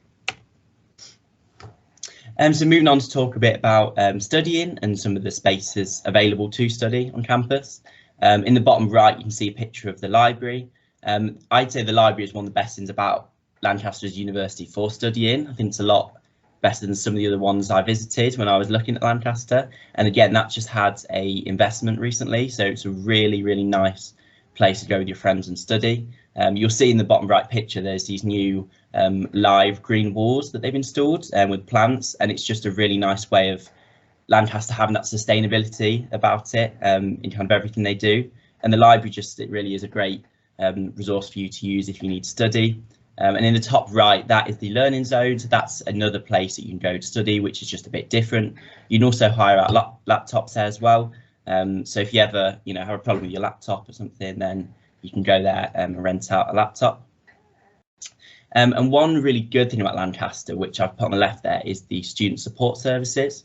So just to speak a bit more about that, I as a student find it really important to have backup options if I ever struggling with anything from, academics to mental health to, rent or cost. And there's student support services at Lancaster in many different formats. So there's something called the Base, which is a really good hub which can help you with basically anything. It's like it's the one-stop place you go to ask them, I need help with this, and they're really good at getting you to speak to the right people. And there's also support services in your college. So later on, I'll talk a bit about the college system, but each college has its own welfare team and has its own support team. So it's really good at the university to just have a lot of different levels of support, whether that's, career advice, like I said, or financial advice, just to help you with things that you might need that extra bit of support with. So finally, obviously I've mentioned the colleges a bit, but just to explain to you what that is. So Lancaster University is a collegiate system, so you might already know this, but that means that we're split up into 9 different colleges. So I was in County College, for example, that's what I was in. And the way it's set up is it's kind of a way of you being in a smaller community within the university. So by being in a college, you'll be living in a certain area. So each college has its own area on campus. And each college, like I said, it has its own welfare team and support team, and it's also got its own college bars. So the picture you can see on the right is a picture of somewhere called Barker House, which is part of one of the colleges on campus. And this is just really nice because it feels like you've almost got your own smaller place to stay within your college. And each college also has its own sports team. So when I was speaking earlier about if you want to do sports more of a kind of recreational level and having fun, then each college has got its own football teams and netball teams and different sports teams that you can do, you know, a bit more of a relaxed level than, you know, against other universities. It's important to note, though, that these colleges don't separate people at all. So this, for example, this college here, this bar, anyone could use this bar. So just because you're in, for me, for example, I was in County College, I can still use all the Field College facilities, and it's not excluding you from using them. It's just putting you in that little community. But like I said, you can use any of the college's facilities. That's everything. Like I say, it was quite a short kind of snap presentation of Lancaster, my kind of experience of it so far. So thank you for listening, and I'm happy to answer any questions that anyone has.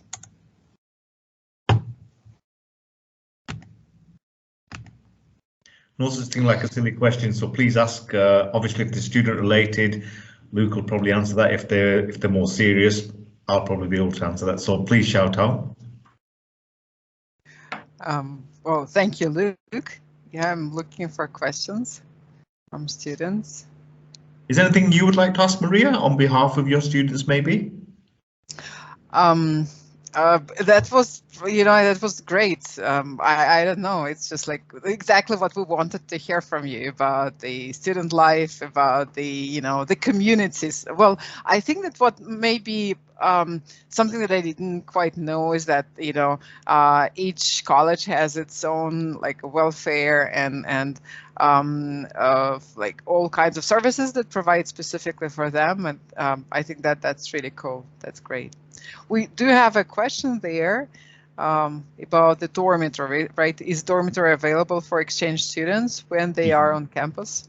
Yes, so just to answer that, so like most universities, we don't guarantee accommodation for exchange students. However, we do have an accommodation office that will put you in contact with as part of your application process. Hopefully you get accommodation offered on campus through the university, but we have a range of accommodation in the city, reputable accommodation, the landlords have all been vetted out, etc. So the accommodation office help and support our exchange students, because the dormitories are kind of reserved for the full year, whereas exchange students normally just come for one term or one semester. I actually have a question. Well, first I'd like to thank you for like wonderful presentation, because I've seen a presentation of Lancaster quite a few times already. Yes, but this time I have definitely seen something new, and well, I got even more excited about these opportunities that we offer to our students. And I actually have a question to Luke, because, well, previously we've learned that on Lancaster campus, in Lancaster University, there is a Quidditch team. So have you ever been somehow involved in their activities? Like, have you participated or at least like watched a tournament, if there is such a thing?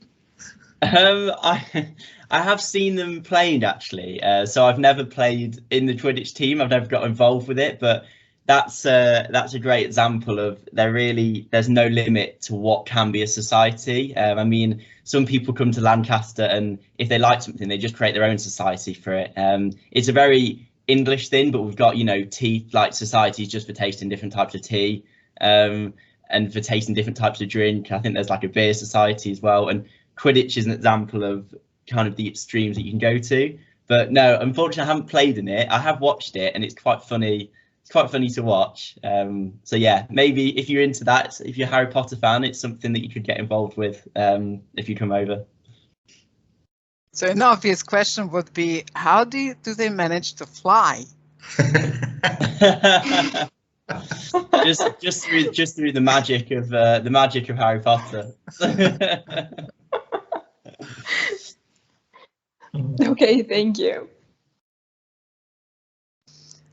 So if there are no more questions, thank you so much. Thank you, Luke. Thank you, Jamie. No problem. I think the only thing I would say by ending off is we've done the presentations that you're aware of, but this time hearing it from a real student, from Luke, basically, and you know, that's his presentation. It was his slide, and hopefully he's given you an insight of what it's like to be a student within the university. So thank you ever so much, Luke. I appreciate that. Yeah. Okay. Enjoy the rest of the day. Thank you. Take care. Bye bye. Thank you. Bye. Thank you. And now we're passing the floor to our student from Antwerp, right? Because I think that we have Jens from Antwerp. Jens, are you going to talk about your university? Yes, please. Can I share my presentation? Yep. Yes, you can share it now. Yeah, thank you.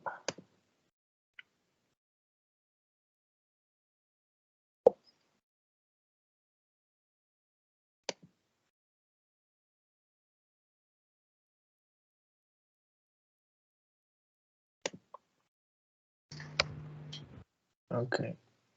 Normally now you should be able to see it.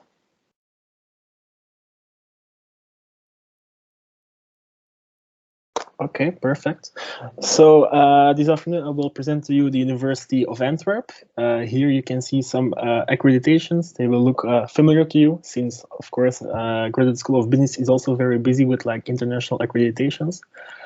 Something about me, I'm in my Master of Business Engineering in my last year now, and I'm also like a GSB exchange student of the fall. I'm now back in Belgium for 5 weeks, so I enjoyed the student life in Russia as well, and I shared with you some pictures of my exchange. And I'm happy, of course, that also the Russian students are searching for international opportunities, since I think it's one of the best experiences you can have during your student life. Okay, about the city of Antwerp. We were a famous city in Belgium. Some advantages: we are food lovers. We're also very busy with fashion, not of course like Paris does, but like in Belgium we are famous for that. We're also the economic heart of Belgium. Antwerp is a big city compared to other cities in Belgium. We have a lot of tourists here. We also have a lot of businesses. A lot of people live in Antwerp, and of course we have the University of Antwerp here. So there are also a lot of students. We have nice opportunities to sport in Antwerp. We have plenty of open space. We like cycling through our city. We can run following our river, so you can do also sports here, for example, also in the public parks. We have train, buses, transportation, so it's very easy to go through the city to visit maybe other cities in Belgium as well, since Belgium is not a very big country. We have the classic old town of Antwerp with beautiful buildings, but also like trendy parts of Antwerp, like for example Antwerp South. It's nice, it's with lit bars, and a really nice place to go there as student or like as youngster. We have international student events. We have the University of Antwerp, but also like a lot of university colleges in Antwerp. So there are a lot of international students here, and also a lot of organizations who provide some nice stuff to do for exchange students. We're open people in Antwerp and always eager to help, especially to foreigners. Okay, here's some views. The left one is from our port. I will talk about it later. Our cathedral and the building on the right is really close to the city campus. So if you come to Antwerp and study there, you will probably go there to have lunch or something. Then for Antwerp, as I said, the economic heart of Belgium, it's also a metropolitan village. It's not compared to like a world city as Moscow, of course, but it's really nice to be here. We have a lot of innovation. For example, students interested in entrepreneurship, they will for sure find some nice opportunities here. And we're really right in the middle of Europe. When I go over some numbers, we have 11.5 million citizens in Belgium. It's a little less than in Moscow, of course. We have 500,000 citizens in Antwerp. We consider it as a big city. For you, it should be a village or something. Donald Trump once said that Belgium is a nice city, and of course, everything what he said is true. So Belgium, nice country and a nice city. We have 3 official languages. Next, you can see here on the map. So actually, as you can see, Belgium is a bit like the Singapore of Europe. We have the Schengen zone. It's really nice when you're on exchange that you can visit some other countries, some other cultures. And we are very central in Europe. So from here, you can travel to like all different countries, to the north, to the south, visit Italy, Spain, maybe Scandinavian countries. So it's really nice to be here and also to like explore Europe from your home bases here in Antwerp. Then about our university, we're, for example, a research university, and you will notice that when you're going here to have some courses, it's really based on research, and there are a lot of references with the professors and their own research. We're very busy with internationalization at our faculty. We, of course, Antwerp is the city of diamonds, so it's a metaphor that our faculty uses, that the students come here as diamonds and they will process this to make them super shiny and super fancy. And we have also a close collaboration with the professional world. In Antwerp, there's the second biggest port of Europe. A lot of international businesses are there, and there are very, very close connections with them. We have 9 faculties. Antwerp is a super international city. For example, when you look to the 21,000 students, they have like altogether 136 nationalities. So there's a really, really broad diversity, and internationalization is like in every corner and every classroom. Then for international students, we organize a lot of career development days. So we have, for example, a fair where other businesses come if you're looking for an internship or maybe a job for after your studies here in Antwerp or in Belgium. We also have like events for international students, of course, in Antwerp, but also, for example, at the level of our faculty. We have a lot of international professors. When you start in Antwerp as international student, we have the orientation days. We also have like the buddy system. I'm a buddy myself. And of course, ESM, for example, is one of the many student associations who are coping with international students. Some more pictures, like the left picture, for example, is from the orientation day at the start of the fall semester in Antwerp. So there will be a second one for the spring semester this year. Then a little about the faculty structure. We have like courses from the accounting and finance department, marketing, management, and transport, because of course the port supply chain is super important for us. We also have like the sciences about the economics, and then management engineering and management information systems. You can compare with, for example, business informatics. Then some nice pictures here. It's like the biggest classroom we have on the left. Then a picture of our port. Also, one student association organizes some round trips there. So if you want to visit our port, it's super, super big. It's like the whole coastline of Belgium almost. So it's quite impressive to visit it. And at the right, like one of the nicest places, especially in summer or in spring, to go there. Then some practical information. You will be sent a fact sheet. You can take 2 courses at another faculty, like the other 8 faculties we have. Our international office will assist you for a lot of stuff. As been said, the international office of GSB is really, really super. And I can just say that it's absolutely true, but also the international office in Antwerp works very well. So there will no problems there. And there we have the dates and starting and end dates of the semesters. And then the contact information, I needed to put emphasis of this from my mobility coordinator. You can access her via exchange.fbe@uantwerp.pe. Okay, and then some facts and figures. You can see here, for example, the rankings. I don't know if like the presentation is available for you afterwards, but here you can see it about the accreditations. Okay, and then some major differences I experienced. I've been to Russia. I'm full-time student here in Antwerp. For example, Belgian students don't combine their studies with working full-time. I know a lot of Russian students do, so they have like all the stuff with the university and doing their studies, but also working in a company, which is quite challenging, especially from the perspective of a European student. The education is more theoretical, I think. I learned a lot of skills at the Graduate School of Business, but like the theoretical courses are more common in Belgium. Antwerp or Belgium is very small, and you can see it. For example, students, we don't really have like the big dormitories, but like students have a private room to stay, and the domestic students, they will go home every weekend. I know I had some peer students in Moscow, with a home which was like further away from the city of Moscow than Belgium was from me. So actually they're like a bit on exchange in their own country. But as you see, Belgium is very small. You can travel very quickly to all the corners of the country. So it's for sure, when you come from Russia, an international experience. And of course, I'm happy to answer some questions from your side.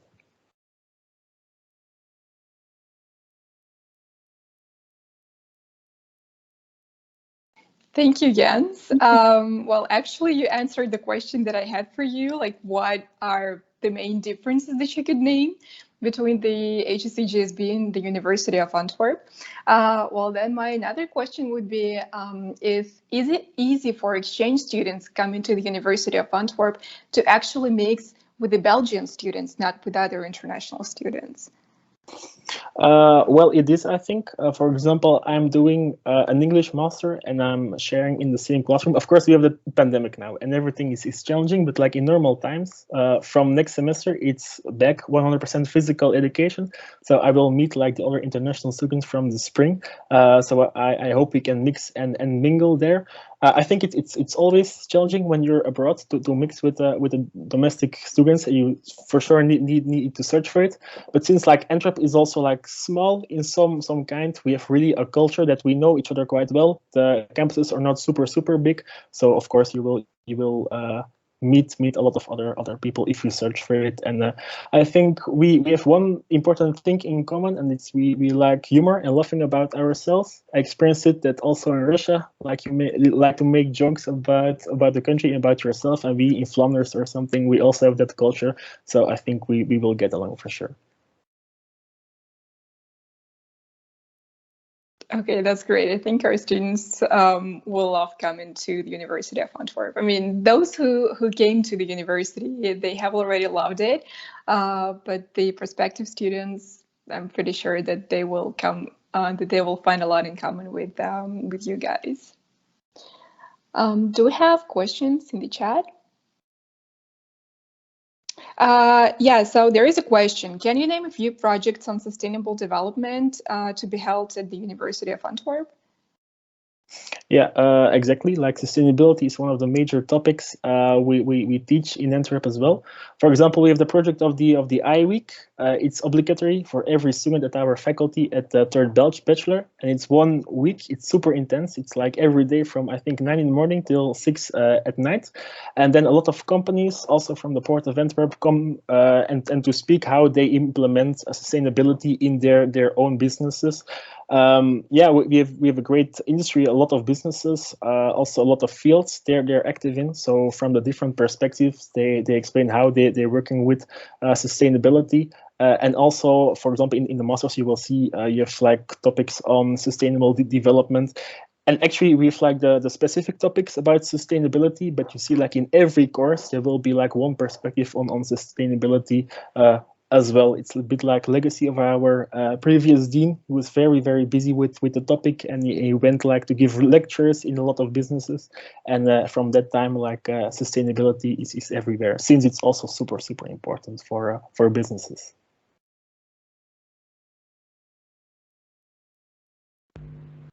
Yeah. That's right. Yeah, sorry, go on. Yeah, thank you, Jens. Yeah, I also wanted to say that actually we do have a group of students who are going to participate this year in the Sustainability Week. Yeah, and I saw like one of the students from the group actually like present today here. So, okay, and yeah, hopefully it's intense, but it's super broadening your perspective, and yeah, you won't regret it. Thank you. Okay, no more questions. Okay. Yeah. Well, thank you, Jens. Thank you a lot. Yeah, that was very interesting, and again, great student perspective, and especially from somebody who has just come back from Russia and could make this comparison. So thank you. And we can pass on to our next partner, and I think that will be it will be the University HSL Leipzig with Julia Brodacki. Julia? Yes, I'm here. Hmm? Hello. I will quickly share my screen with you.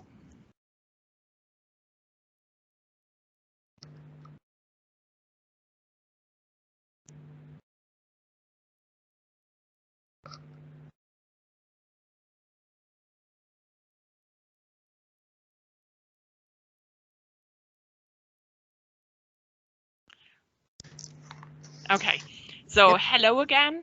My name is Julia and I'm representing HHL and specifically the international office at HHL. HHL is quite a new partner of HSE, so we haven't really exchanged many students yet, but hopefully this will come soon with the pandemic leaving us. So hello everybody, and we're really looking forward to welcoming you at HHL, which is one of the oldest business schools in Germany. So you might ask yourself, what is HHL? Where is it based? So HHL is a graduate business school, so we only offer graduate degrees, no bachelor degrees. It is, to put it simple, one of the birthplaces of management education in the German-speaking region. It was founded in 1898 by Leipzig entrepreneurs. And ever since the start, the idea of the honorable merchant has been the guiding principle. So for us, it is really important to educate responsible leaders. Here you can see a small map. So we are based in Leipzig. Leipzig is in the east of Germany, about an hour and 20 minutes from Berlin. And today, after 120 years of existing, HHL is still there. It is a small school. We only have around 700 students, but we are very international. Around 40% of our students come from abroad. We do have quite a few lecturers from abroad as well. In total, our HHL community comes from 59 countries at the moment. And what is really important is HHL is good at entrepreneurship. That's what makes it. So we are the #1 when it comes to startups, to ideas of creating a startup or a company. That's the place to study at. We have quite a wide range of partner universities, so we do have lots of experience accommodating experienced students, even though we haven't had any from HSE yet. So if you come to HHL, you will be at a really small school, so everybody knows each other. We have a really good teaching staff to students ratio, so there's 1 lecturer to 5 students, so you really get in contact with lecturers. The university is accredited by AACSB and constantly ranked well in business school rankings. And what might be an important fact for you too is that it is based in Leipzig. Leipzig is a really nice city in the east of Germany, but I will talk about Leipzig later on. Because now what is most important to you is what can you actually study at HHL. So as said, we only offer graduate degrees. We have an MBA. Our students in the MBA are a bit older, between 25 and 45. you have to have 2 years of work experience, but most of them have more. If you do not have any work experience or just little and you're younger, you can join our MSc in management. The students are in their 20s. We operate the academic year on a term base, which means that we have 4 terms, and exchange students, they can join any term or stay for more than 1 term as well. Another option that we have is our summer program. This is additional to the regular exchange. For the summer program, we invite the students to spend 1 week in Leipzig and 1 week in Prague. And the topic will be doing business in Europe. So we compare both locations, Leipzig and Prague. We visit companies. It's quite an interesting program, and you get ECTS for this as well. I just see that the date is wrong in the presentation. Of course, it is this year, not last year.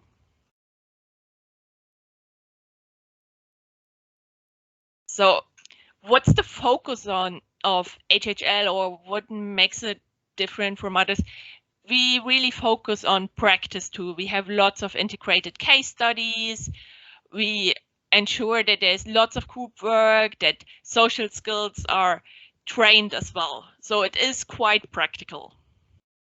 And we are focusing on getting international guest lectures in, having this international student body to get many ideas to the table.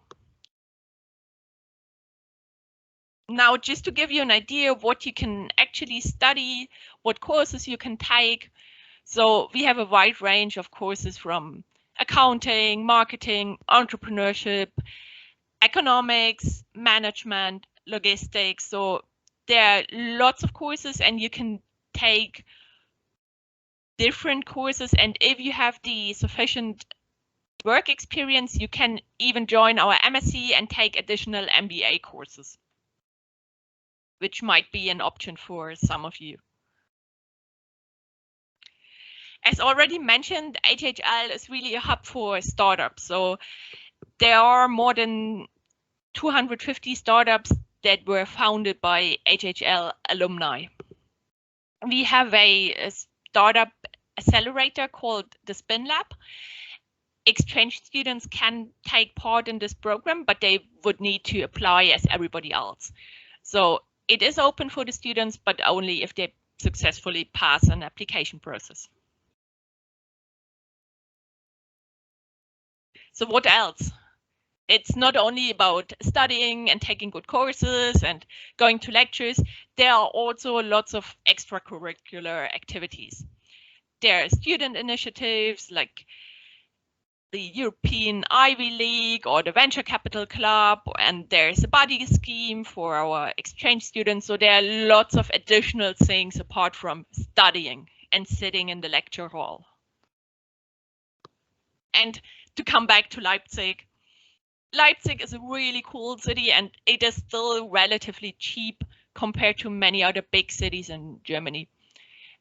The New York Times even ranked Leipzig as one of the 52 places to go in 2022. And we do see quite an increase in tourists in Leipzig too.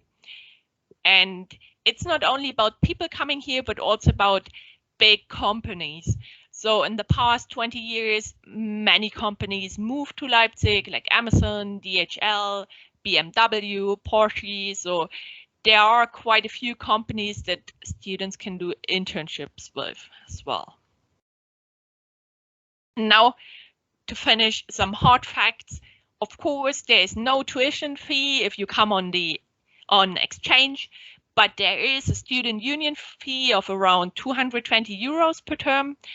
But this fee includes transportation within the city of Leipzig and in parts of our state of Saxony. And some cheaper lunch at the cafeteria. Lunch ranges around 250 to 4 euros. And the student union organizes student housing as well. So HHL, we don't have any on-campus housing. But there is off-campus student housing, so there's student dorms, or you can easily find the private flat shares and the single rooms at the student housing. They range around 200 to 350 euros. So it is not too expensive to live in Leipzig. So that's all I wanted to tell you. I hope you got a quick brief idea of what studying at HHL could be like. And I would be happy to welcome you here at the campus. I'm not the person in charge of the incomings. It is my colleague Friederike, who's not here today, but I'm in charge of the summer program. So in case you're interested in the summer program, I would be your main contact. But I'm happy to answer any questions now.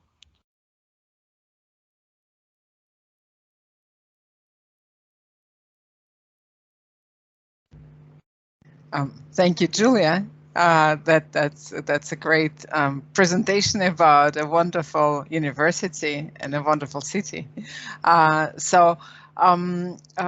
If students were to choose between like leading German universities and business schools, because sometimes it's a question for them how a particular university fits their interests, their aspirations, in a particular way. So what could you tell them about, like, what's so cool about HHL?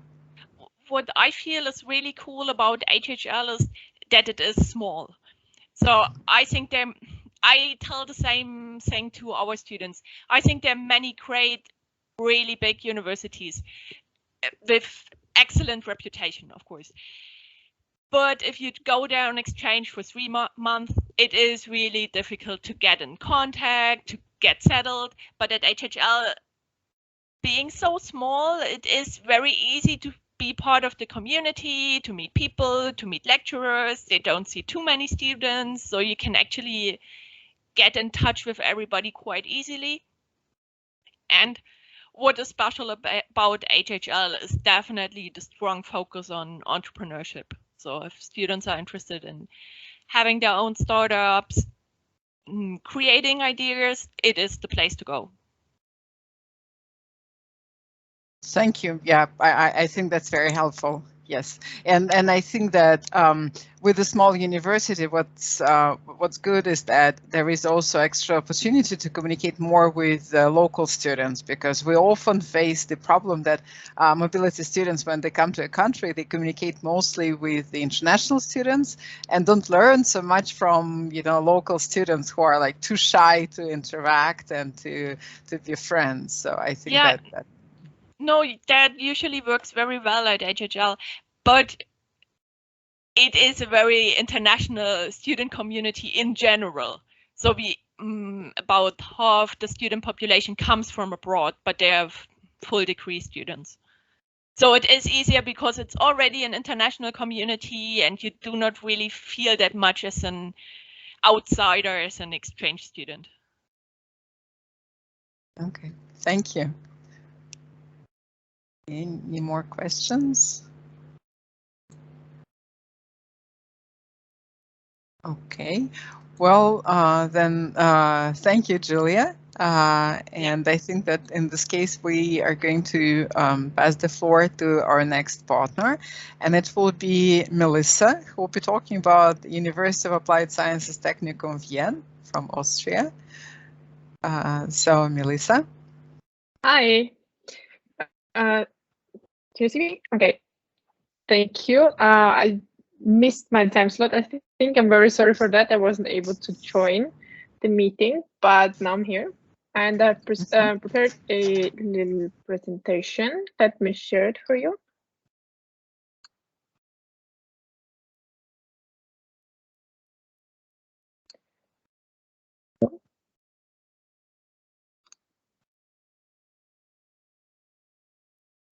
Great. So yeah, I'm coming from Vienna, from Austria, and I'm going to present you my university today. It's a University of Applied Science, Technikum Wien. First, a little bit about myself. My name is Melissa Schmidt. I'm 24 years old. I live in Vienna since about 5 years, since I started studying. I did my bachelor's in transportation and environment at the Technikum, and I'm currently in my master's in software engineering, also at the Technikum, and I'm preparing for graduating in June, so this would be my 4th semester. And I was also on Erasmus myself. It was about more than 2 years ago that I was in Moscow at the Higher School of Economics in the winter semester of 2019. It was a really good experience. I enjoyed it a lot. I lived in a dormitory 4 and I had a lot of fun. It was the last semester before Corona started, so it was a lot of things to do and a lot of things to discover. And I'm also an active member of the Erasmus Student Network for almost 5 years now. It's like a network of students that take care about the incomings that come to your own country. I am going to tell you more about it later. So first, about the university itself. It's a really nice university. It's not too big. It exists since 1994, and it's the biggest purely technical university of applied science in Vienna. It has 4 main buildings. You can see 2 of them here. One would be a tower here, which was the picture taken from. And then there is the 4th building, which is the energy base, which is a really interesting building, especially for students for renewable energies. And this here is a picture where you can see how it looks inside. So the rooms are not too big, but they provide a lot of equipment, and there are also normal presenting rooms too. And here I put you a very important email address. It's from our international office, and this would be the email address to have if you have further questions or you want to have some more materials. There you would be taken care of. So what do we have at my university? The 4 main faculties that we have is electronic engineering. So but there you can study embedded systems, IoT, and electronics, power electronics, and control systems. And there is the faculty of computer science, which is my faculty. It is about artificial intelligence and data analytics, digital enterprise, and software engineering, the classic software engineering and DevOps. Then we also have life science engineering, about cell technology and biomaterials, medical engineering and integrated healthcare, chemical engineering and ecotoxicology, sports engineering, biomechanics, and ergonomics. And then the last faculty is about industrial engineering, where we have virtual technologies, sensor systems, automation and robotics, renewable energy systems, and mechanical systems. Yes, and then the courses that when you come to Vienna that would be provided for you is, first of all, the orientation week, which is made from the international office. So it's the first week of that when you come here, you don't have like a full intense course, but like half a day, basically, where you learn about the Austrian culture. And then the international office provides especially some courses for the Erasmus students, which are all held in English, of course, which is mobile robotics and also building and solar energy, international marketing, or data ethics and open data. Then there are also other courses and programs that you can do as an international student, like audio engineering, electronic laboratory, scientific writing, and so on. So it's all in English, and you are welcome to join these courses. Partly they're also for the Austrian students themselves, so they can also join these courses in English. And also it is there are some language courses provided by the international office. So for you, if you're interested in learning the German language, there are a lot of levels that you can visit. But you can also, if you're probably not the Russian course because it's a basic course, but maybe the Chinese or the Swedish course, if you're interested, you would also get some ECTS for that. So I thought about to present you also the city, so you can get a little bit of it inside. What does it look like to live here?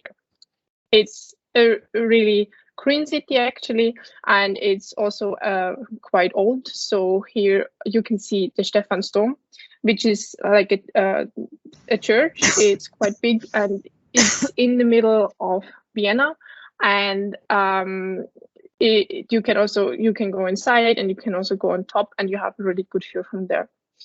But also, as you can see in the other pictures, it's very green. For example, with the Danube Island. So the biggest river that's going through Europe is also going through Vienna, and in the middle there is the Danube Island, which is an artificial island in the middle of this river, and there you can do a lot of things like playing volleyball, cycling, and just meeting up with friends or swimming. So it's a really nice chill out area, but also close to Vienna, which is actually also still a part of Vienna, but a little bit outside. There is like a little mountain that you can see here. It is called Kahlenberg. There you have a lot of very traditional Austrian restaurants. You can go for wine drinking, or just to get out in the green, you can take a run and just be a little bit in the nature. It's really close. And here you can also see the palace, Schönbrunn Palace. Maybe you know that we had a monarchy some centuries ago here in Vienna, and this is still a palace where the royal family lived. You can go inside. It's possible to visit it, and also there's a huge garden which you can walk around. It's open for the public. So yes, as I already mentioned, the Erasmus Student Network. I don't know how much you know about this, but I'm a member of the Erasmus Student Network here at my university in Vienna, and we take care about the international students that come here to my university. So we have usually like 2 weeks at the beginning, which are our welcome weeks. In these welcome weeks, we organize some events or also parties if Corona allows it, and we go with them, for example, on a hike on Kahlenberg, or we visit the city, or we just try to connect the people so they get to know each other. And also throughout the whole semester, we try to organize a lot of trips, because Vienna is really central of Europe, so it's really easy to go very fast to other places like Prague or Budapest, or also Italy is not far. And yeah, so we try to organize some trips to go there, so the Erasmus students don't have to take care about them themselves, and they can go in a big group. One of our very traditional events is also the skiing event. I'm not sure how much you're able to ski, but a lot of Erasmus students are not able to ski, but in Austria, it's a very traditional sports. And we always like to introduce the Erasmus students to try it out. So we go with them to the mountains for a weekend, and they can try skiing or also snowboarding. There's a lot of things to do, and yeah, it's always really fun. So I hope I made you a good picture about Vienna, and maybe I can welcome you next semester or in the other semesters to Vienna. So yeah, thank you. That was it. Are there any questions? Thank you, Melissa. Very interesting, and indeed, you gave us a good picture of Vienna and your university. While I do not see any questions in our chat, I do have a question for you. So, since you were an exchange student at HSE University a couple of years ago, what would you name, like, let's say 2 or 3 main differences that you see between the universities? You mean the universities themselves? I mean, like not the city, well, but yeah, also the city, maybe, like the experience of you as a student in general in these 2 like different environments. So I would say it's about the size. because Moscow is very big. In Vienna, we have like 2 million inhabitants, so it's quite a nice city. It's not too small, not too big. You're everywhere within half an hour. And also my university is actually compared to other universities here in Vienna, it's quite small. And especially the HEC is very big. You have a lot of different campuses, so we have only 4. And you're like on the main campus most often, and we also have not that many Erasmus students. We have like maybe around 50 Erasmus students, but it's always a really nice group, and we also connect in Vienna themselves, like with other Erasmus students. And at the HEC, of course, we were like 200 or 300 Erasmus students, and we could choose from a lot of courses, but yeah, so it depends, I guess, because at the HSC there is more than technical courses, because my university is poor technical. So if you're not, if you don't study any technical program, of course, this is not suitable for you. Okay, I see. Thank you. Do we have any more questions from the audience, from our students? No, okay. Then I'm sure that if we have any more, we can redirect our students to you, Melissa, right? Of course. Okay, then we will do that. And thank you for your presentation. Thank you. Thanks. Thank you. Yeah, and I will be giving the floor to our representatives of the University of Tilburg. I can see 3 students here, right? Hello, yeah. Can you hear me? Hello. Yes, so we can hear you. I'm very sorry, but my video is not working. I hope that is not going to be a problem. Okay. Yeah. I'm truly sorry about that. My browser just doesn't support that. I It's will all right. quickly share my presentation.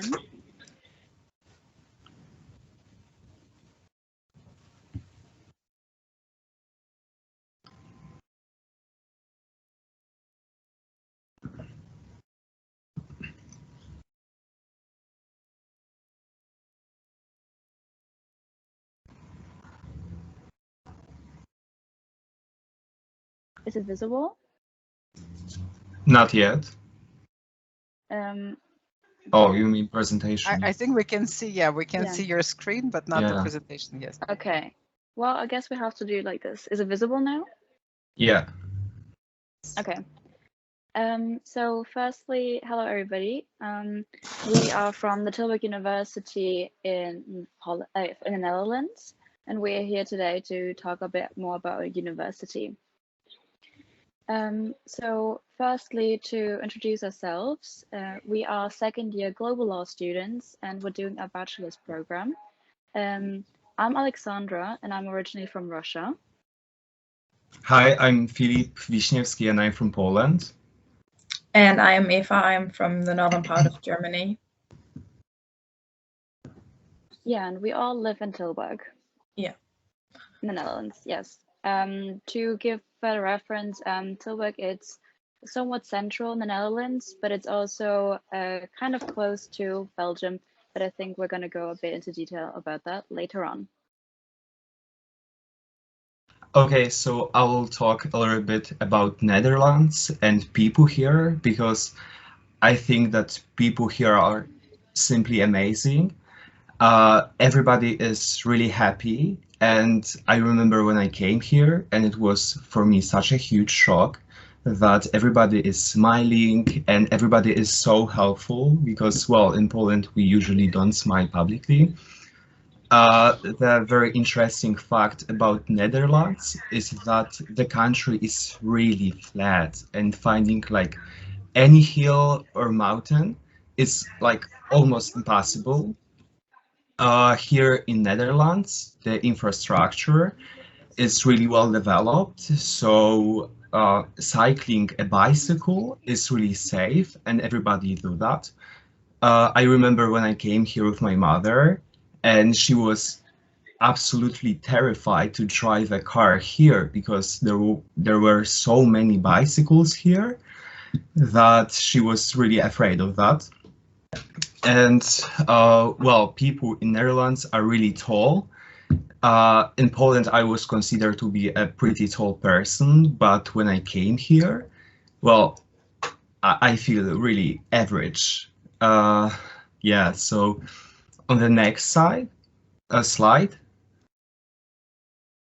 Yes, on the next slide, we can see why we can study in Netherlands, and the primary reason is English. And I cannot articulate this enough. Like everybody here knows English, and like the proficiency of that language is absolutely amazing.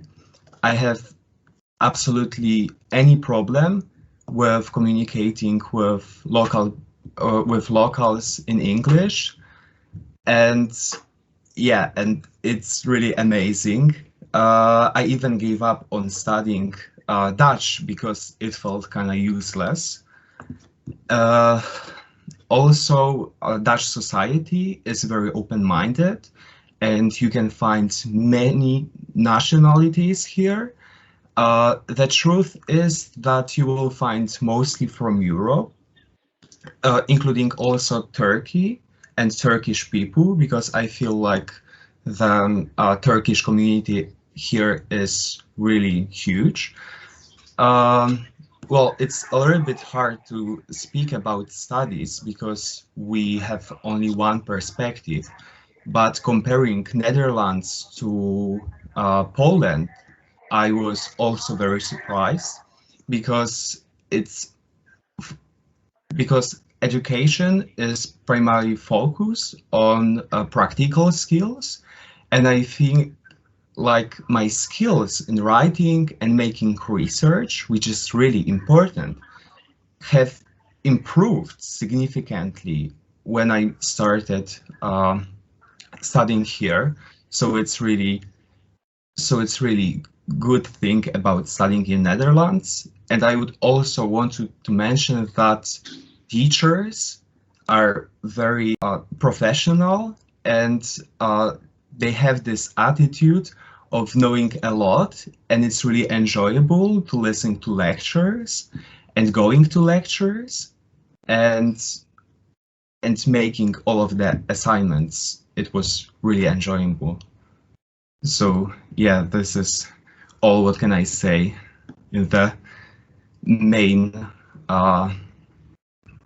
yeah, so that's all actually. What can I say, Eva? Well, I don't know if you want to say that again, but I think Alexandra also said it in the beginning that Tilburg is like, it's a perfect location for discovering Europe, because it's very, very close to the German and also the Belgian border, and it takes like 3 hours to go to Paris, and so just the location is also just really nice. But yeah, I think next slide, I can then say a little bit more why Tilburg University, because of course there are more universities in the Netherlands. And yeah, it's a very, very nice campus, first of all, which you can see on this picture here. It's a green campus, which is pretty cool. There's lots of trees, and is one that's like connected together. So there's one building that's, I'd say like 200 meters off campus, but that's it. Besides that, every single building is close together on one ground, basically, which is very nice. And then Tilburg University is a highly ranked university. Like they're pretty high in almost every ranking that you can find, and business, economics, law, psychology, like all the fields are very good. And as Philip already said, we do notice that the education standard is high, and that you can feel it. Although we don't have a comparison, I know that people who went abroad or people studying somewhere else, they do feel that the Netherlands might be a little higher, or has a great standard, and I can definitely agree with that. And also the motto of the university, understanding society, can definitely be found in like the way they teach here and the way you are supposed to learn, because it's very innovative. The programs, the courses are very innovative, and they do definitely encourage you to think critically. And it's not just dry learning and, you know, copying, but it's emphasizing on you having to think beyond what you knew before, or what you assumed was right or wrong. Definitely, like, we can agree with that. That's definitely how you feel here and how your education is going. And then also it's a very international university in terms of students, as they're set 16%, but also in terms of teachers. There are many international teachers that come from all around the world, that have taught all around the world, and therefore also, which I think is quite nice, are not native English speakers. And so they do sometimes might also miss a word, or they know how we're feeling because we're not native speakers, which I think is very great, feels very welcoming. But they're highly educated, so it's not lacking in quality. Don't worry about that. And yeah, you won't feel lost because teachers are international and students are international, and so you're not going to feel like you're in a place where you don't belong, because everything is so mixed up, which is very great. But besides the education at our university, also student life is very, very nice here, and also you have a lot of opportunities of joining associations. Me particularly, I'm in 2 law associations because, you know, we're law students, but there are definitely associations for every field. So there's psychology, there's business, sociology, like everything you want to study, there is an association for it. And besides that, there's also clubs, such as like a debate club, or sports. There's also a lot of sports clubs, but also we have a sports center here, which is, it's a huge, like, it's massive facilities. Like, they have fields to play hockey, they have a gym, there's swimming centers that are connected to it. So besides the studying, there's a lot to do at Tilburg University as well. Yeah, I will also touch upon that a few slides later. But thank you for already pointing that out. To kind of follow up on what Ava has said, we have a lot of not only associations to choose from, but in general, the courses that you can choose. So as you might have already been informed, we have, you can choose 1 out of 2 semesters to come on exchange here. So you can either come to the fall semester, which starts mid-August until mid-January, or you can join the spring semester, which would start at the end of January, and then it would go on until the end of June. And here you can see in a box all of the different faculties that we have, and like the different courses that you can choose from, because we have different schools here at Tilburg University. So we have the Economics and Management School, we have the Law School, Social and Behavioral Sciences School, Humanities and Digital Sciences, as well as Catholic Theology. So there is a lot that you can choose from, and again, like Ava said, a lot of associations that you can choose from, so that you would not feel left out, and that you can also meet new people and connect with people from all around the world. To also follow up on that, like we said, we are also international students, and we truly feel at home here, because this university is very supportive in terms of accommodation, and they help you with immigration services. So for example, if you have any issues with your visa, or you want to talk to somebody who could help out, we definitely have the right people here. There are also registration days that are planned by different organizations. For example, ESN, the Erasmus Student Network Association, which I'm also a part of it, they are always organizing registration days.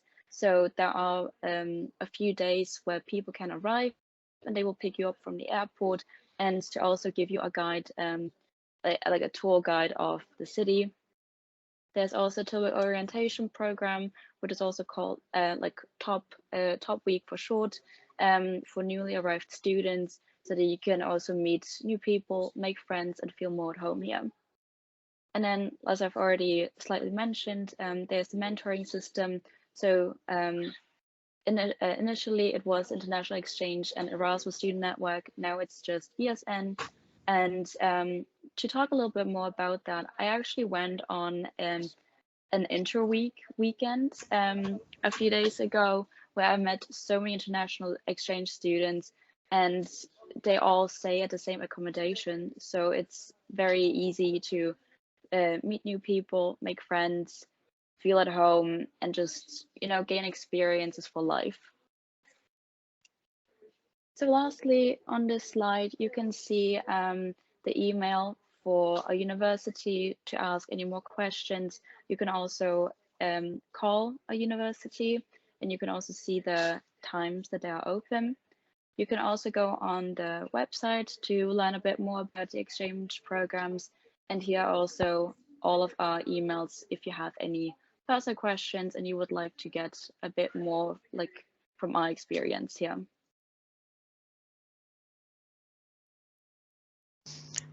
Thank you, guys. What's especially exciting is actually that you are such an international team. So, coming from such different backgrounds and different cultures, could imagine there is a student who is considering a mobility program. So specifically also in Tilburg, but basically a mobility program. What would be your greatest insight in terms of how it affects you?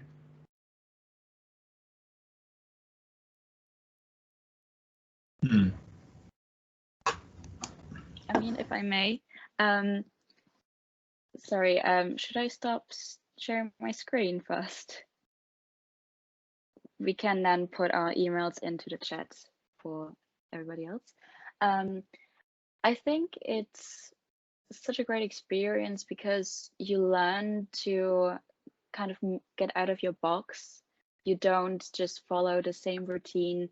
You can exchange some ideas with other students to get an insight on their mindset. You can improve, not improve, but you can change your mindset and just learn so much, and not just in the way that you would learn academically, but you can learn as a person and grow as a person. So I think it's so beautiful that we have such a big international community here. And besides, we are also very welcomed here. At first, I was quite worried about that, moving to a new country where everything would be so different. But I can really say that it has nothing but pure bliss. Thank you. And I would love to mention that it's really easy to make friends here, and especially when you are from abroad and you don't know Dutch, obviously, but everybody knows English, and it's such a huge international community, and it's so easy to make friends. Well, I started studying here, but one of my friends was from Ukraine, and she was exchange student, and she met us and we automatically became friends. And it was so easy. It was one lecture and we automatically were friends. And it really shows how easy it is to actually engage with people and to meet new people and make friends. I think it's the best part about Tilburg, actually. Thank you, Philip. And maybe I can add on to this, especially because I'm from the northern part of Germany, so it's not that far away. And also my assumption was it's going to be the same, we're not that different, Germany and the Netherlands. And I can say that that's not true. Yeah, we have similar weather here and at my parents' place, for example. But in terms of culture, I see so many differences that I didn't know that were there or that were existing. And I think that's very interesting how stereotypes are being basically transformed into how it actually is. Thank you, Eva. Any more questions or? Well, guys, thank you a lot. I mean, that's a very inspiring presentation about Tilburg. And I have to say that Tilburg is actually one of the top universities in terms of preferences of our students. So I think that everything that you said about it, it's actually, they will hear it. And that's something that they feel in a very similar way. So thank you. We hope to welcome a lot of students. Okay. Well, thank you. And we are passing to the next partner. And I have to congratulate Harsh Goyal, who has been with us like from the very beginning with all the presentations. And finally, it's the turn of the Gustave Eiffel University, France, to present itself. So, Harsh. Thank you so much, Mary. It was quite interesting to go through all the presentations and look upon. So I'm just facing a little bit of bandwidth issues, so I won't be able to switch on my video, because if I'm switching on my video, I'm not able to present my screen. So will that be okay? So you yes, of course. Great. So I'll just like to thank you and your team for inviting me and my university for giving this presentation. So I don't know, like Gulay just said me that to represent University Gustave Eiffel and share my experience with this. So I just made this presentation this morning. So I've not completed and covered all the parts, but I would like to share my experience with it and what I have faced as an Erasmus student.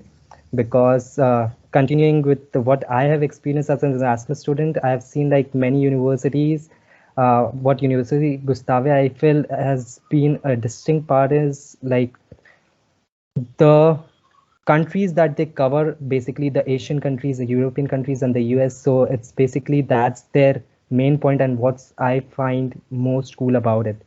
So to just introduce myself, my name is Harsh Goyal. I did my Erasmus fall semester from September to January 2022. So currently I'm doing my master's in marketing and finance from IMI Kolkata, India. So I'll just start to introduce like what University Gustave Eiffel is about.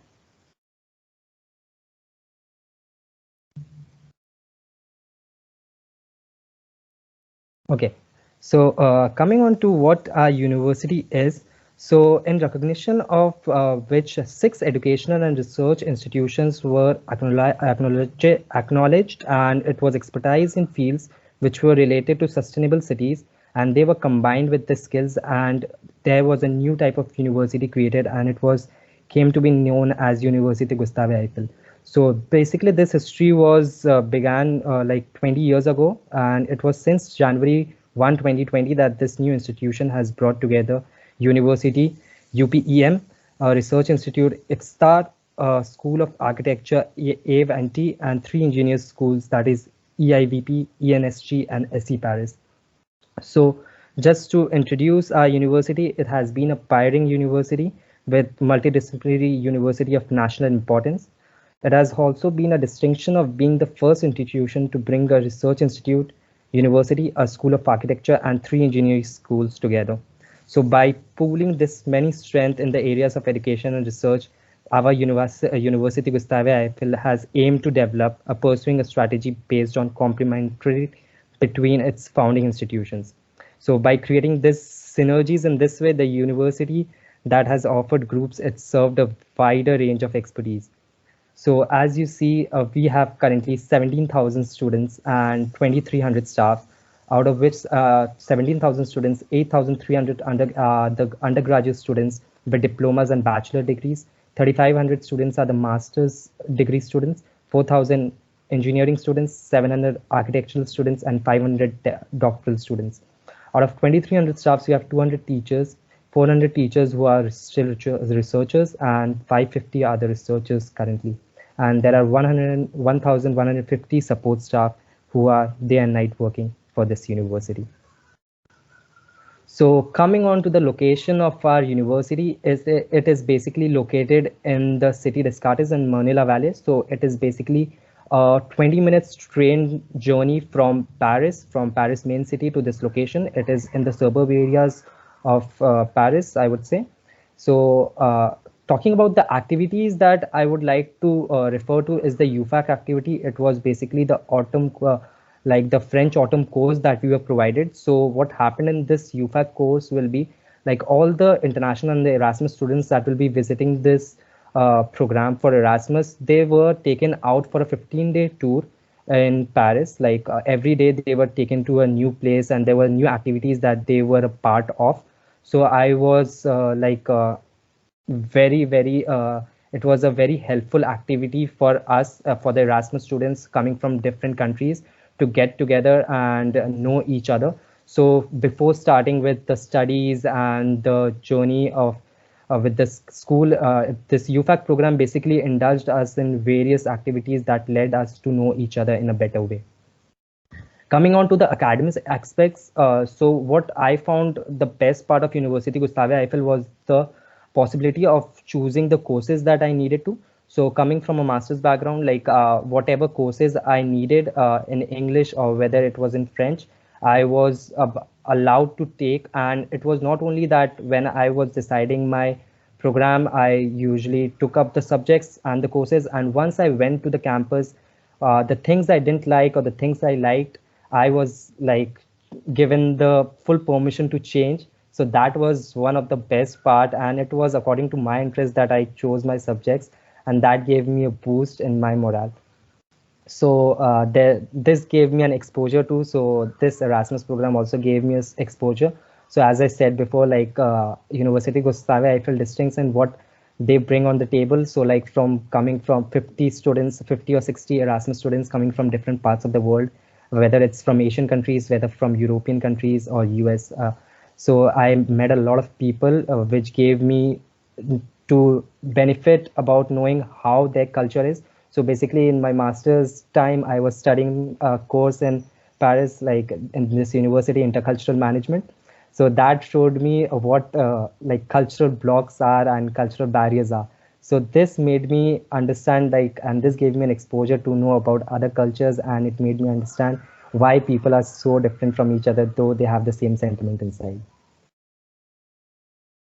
So coming on to the little benefits about what our university provides. So the support that we provide is the CAF. So what CAF does is we basically give students the scholarship. So for studying here, we also provide with the health insurance, the visa prolongation, and the financial help. If there is any barrier to their financial, we also provide a scholarship for that person too. Coming on to the cruise, so we also provide a cruise where people like students coming from different countries can also stay with a very budget friendly stay. So it's hardly like ranging between 250 or 400 euros. And we also they can also have lunch in the cruise restaurants where usually charge 3 euros per day. So that's a very cheap amount for people like students going to international cities. Coming on to the FLE courses, it's like we in the UFAC program too. And while you are doing your Erasmus, you are free to choose any other language that you want to learn. Like I learned from my personal experience, I took French as a language. So I don't know about other universities, but our universities, when I did my French language course, when I completed my A1 degree, so they also provided me a certification course. So that's an added benefit. So our university also provides certificate for that. And it's not only French language that we provide in our university. You can learn German, Spanish, and there are various other languages that you can learn in our university. So we also have a buddy program. So it starts during the UFAC program. So what happens is in the buddy program, you also like during your whole Erasmus and during your mobility period, you get a buddy, like it depends, and from the same university you get a buddy, and if you face any problem, they will themselves contact you and ask for your help, like if they want any. So that's a great advantage of learning new things from them as well. So this is basically the photo from the UFAC program, the 15 days program that I was a part of. So we played scavenger hunt. There were parties organized for us. There were in campus a lot of things that was organized for us, giveaways and takeaways. So there were a lot of things, and it was a huge fun. So these are just a small thing in pictures, but it can't define my emotions, what I went through during my Erasmus. So yes, coming on to the partnerships of my university. So we have currently there's a long-lasting partnership with the IFSTAR, the FH group. We have also partnered with the SC Paris teaching chairs on cybersecurity and with the IBM on artificial intelligence. We have also master's degree in environmental services management in collaboration with the Veolia. In 2018, we also have created the Future Seed Fund. This fund was basically managed and associated with the initiative Grenades Écoles Universities. The last one is the creation of the French Tech Seed, that was a consortium for the digital and sustainable city linking for the university to Capital Digital and several other partners. So this is basically our campus. The picture is not that clear, but basically to just explain, this is in the suburbs, and this whole university gives you a long way to go. Thank you from my side. Any questions from you guys that you want to ask?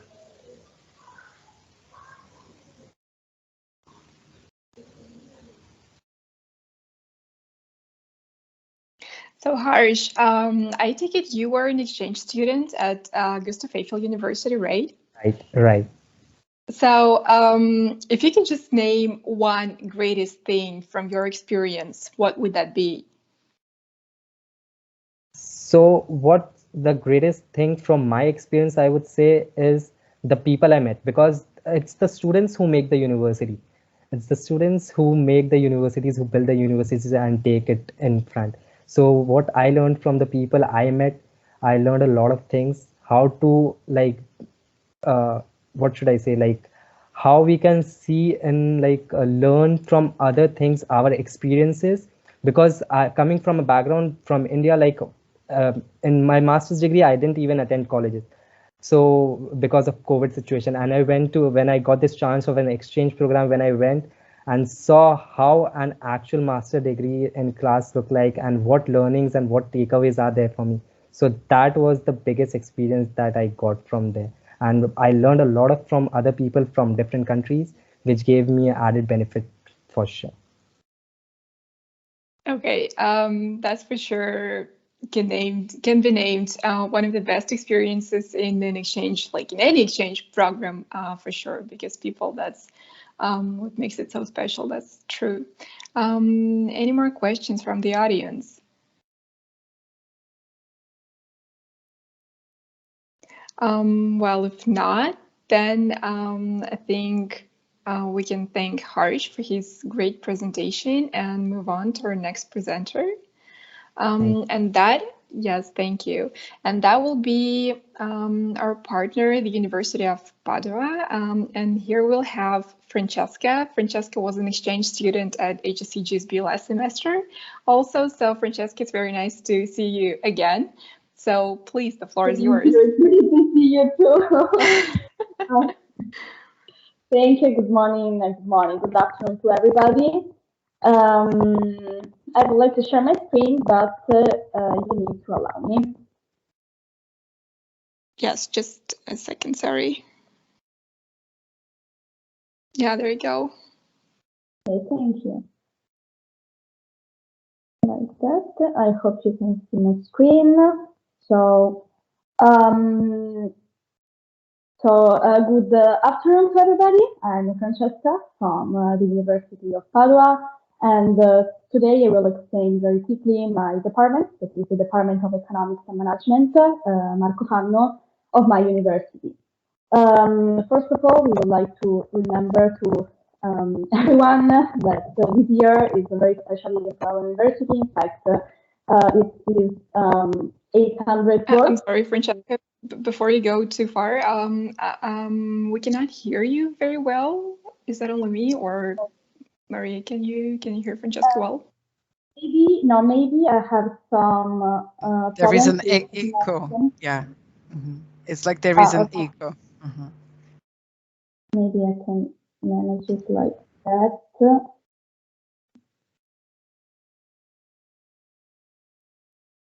Probably are my headphones, so I will try to. Okay, is it better right now? Yes, much better. Yes. Yeah, okay. So, is my screen?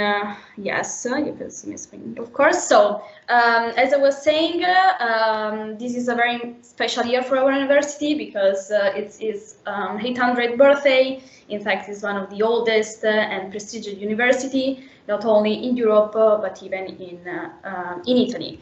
In fact, it's one of the biggest. We are talking about 60,000 students, more than 1,000 PhD candidates, and more than 2,000 academic staff and research.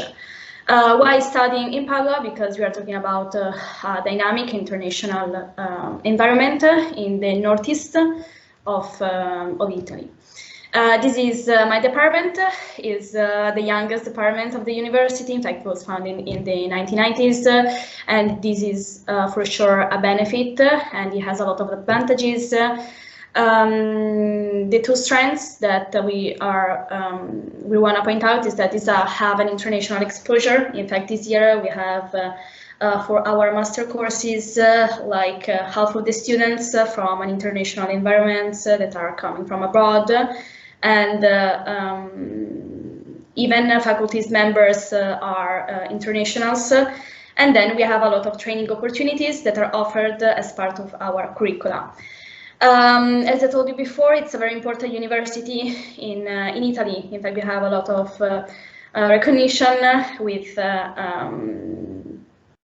lot of recognition, especially for research. And has basically coming from the management curriculum and the economics curriculum. For master courses, we have 4 master courses. We are talking about the business administration, that is the one that I'm studying. We have the accounting path, accounting and finance is called, and the management path. Here you can see some of the, of course, research areas that we have. Then we have other. This is, of course, some publication if you like to looking around. Then we have the economics and finance, if I remember well. Yes, economic and finance master course. This is divided in the economics curriculum and the banking and finance curriculum. Moreover, we have even the entrepreneurship and innovation master course, of course, that is focused more on the new business models, sustainability topics, digitalization, so it's very dynamic. And then we have another one, but is entirely taught in Italian, that is called the Law and Economics, that has, of course, a more focus on law, but as I told you, it's full in Italy, so it's in Italian, so it's maybe for international students is not the right one. What else? Here are some research areas. As I told you before, of course, we have a lot of recognitions.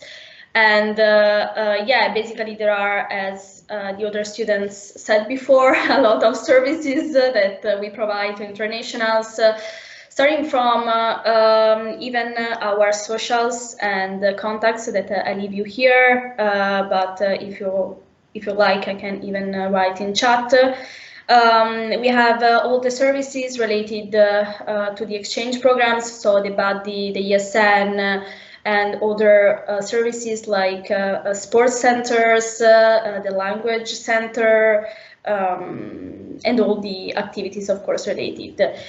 If I may, I would like to leave in the chat a small YouTube video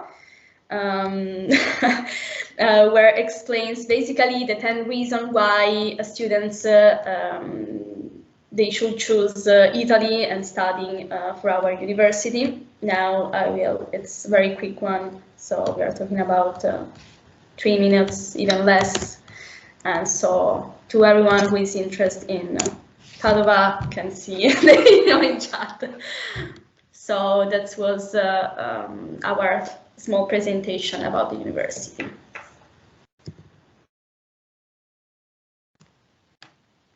Of course, if you want to, I can leave, and if I can, of course, leave all the references and contacts in the chat.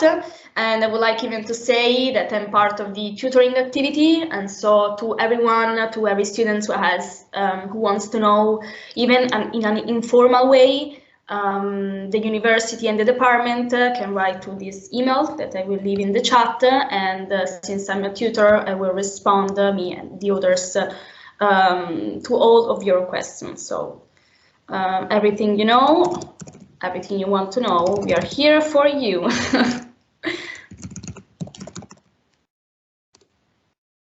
Okay, thank you, Francesca. We do usually have quite a lot of students interested in Italy because, well, Italy is very popular among Russians, well, partially because of its food, I believe, and of course because of the culture and all the greatest things that Italy has to offer. Do we have any questions from the audience?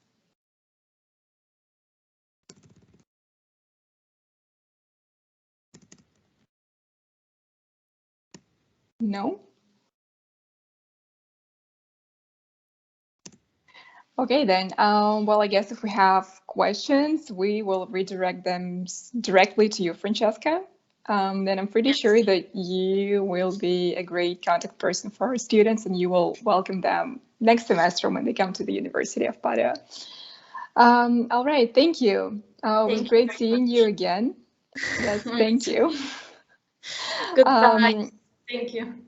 Yeah, goodbye, thanks. And now we'll be moving to ODH Regensburg Technical University of Applied Sciences in Germany. And we have Julia, right? Yeah, hello. Hello. I did not see Professor Wessner. Is he joining us? I mean, he was here with us at the very beginning of the session, but then he left for some reason. Wanted to join, but I'm not sure. I mean, like he's just there for questions at the end, but I do the presentation, so it's all right. Problem. Okay, so I made you the presenter, so you should be able to share your screen. So please. 1 second.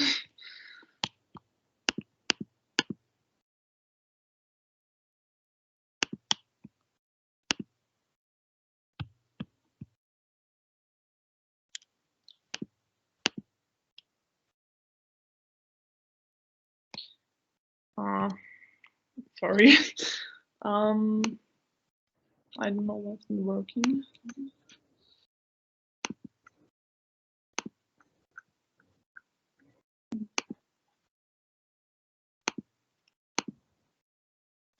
Okay.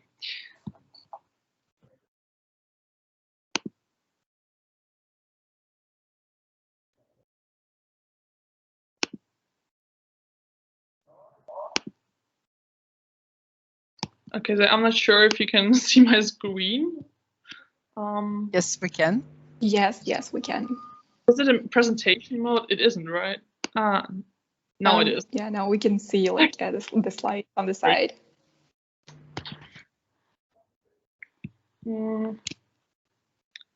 Okay, so my name is Julia. I'm a student at OTH Regensburg, and I would like to present our university today.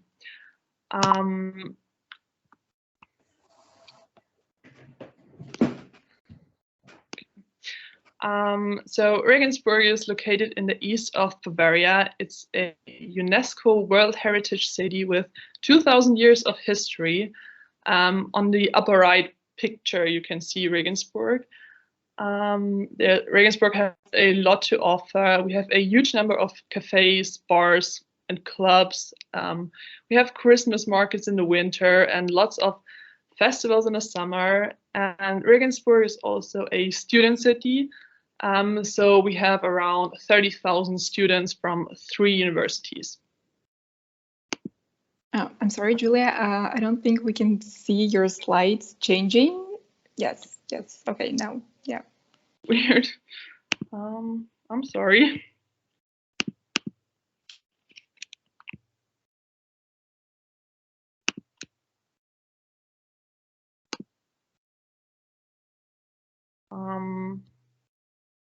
Can you see the slide with facts about Bavaria now? Yeah, it's still not in the presentation mode, but we can see it now, yeah. I'm in the presentation mode, so I don't know why it's not working. I'm really sorry about that.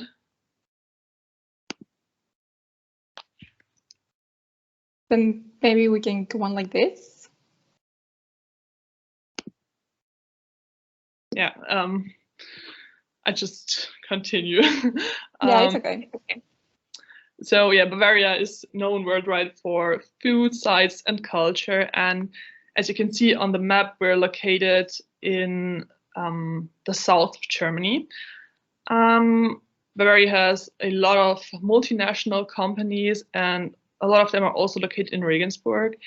And we have around 17 universities of applied sciences in Regensburg and 10 traditional universities. So OTH means East Bavarian Technical University of Applied Sciences, and we have around 11,500 students here. OTH's objective in teaching is to prepare the students for a career typically outside the academic sector and to set a clear focus on high-level application-oriented teaching. At OTH offers also programs where you have to do a compulsory practical semester. At OTH, we of course have a library. You can see it in the upper right picture. There's also a lake in front, outside those windows, so it's a very nice study atmosphere. We have cafeterias, a computer center, but also student advisory service and a sports center. So OTH has a lot to offer. And of course, we also have the international office for our exchange students. So an exchange at OTH, you don't have to pay tuition fees.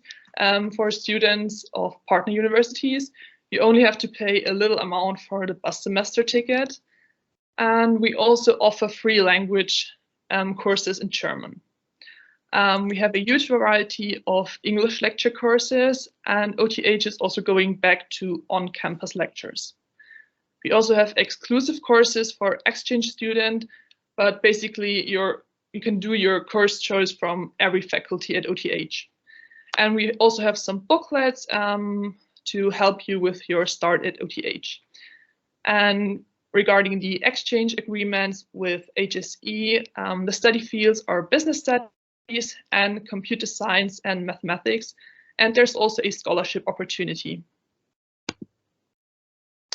As already mentioned, we have the international office, and the international office wants to support you as good as it can.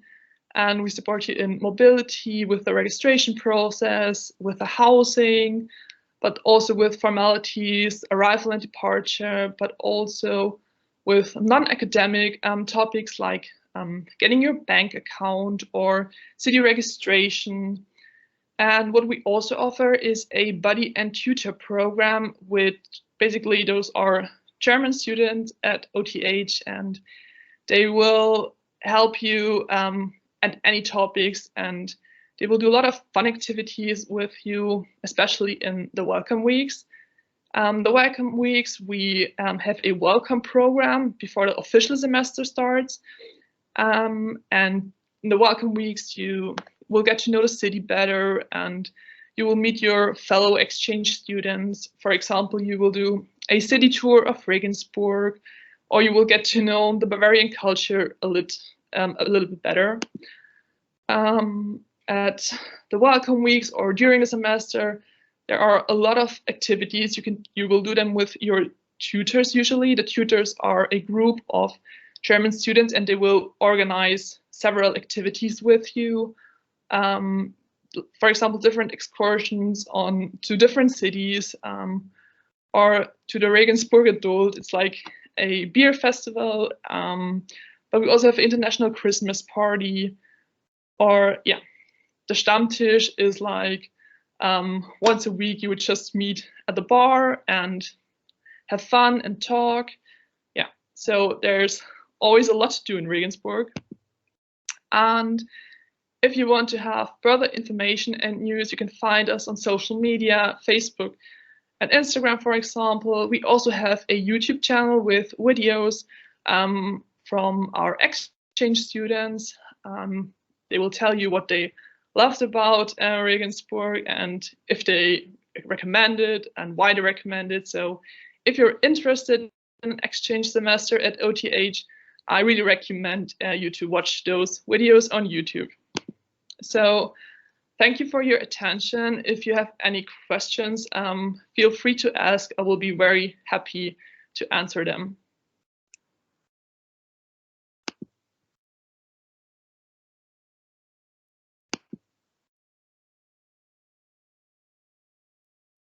Thank you, Julia. That is to say that actually we weren't able to see the pictures because the slides, they weren't really changing. Right? I'm so sorry. I don't know what happened with the presentation.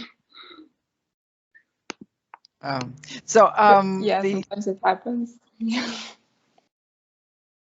So thank you, Julia, actually, and thank you, Marcus, as well. But the idea was actually to have an opinion of a student and somebody who's immersed in the life of a university and as a part of it. So if you were asked about what's so fun actually about OTH for a student in terms of, I don't know, maybe networking, relationships, cultural activities, and academics also, what would you say? What would be the priority?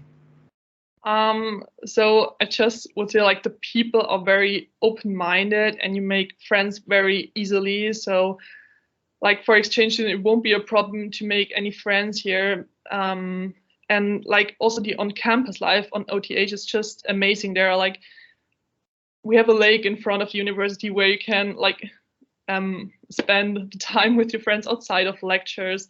So it's just not about good education here. It's also about getting friends and like just living your best student life basically.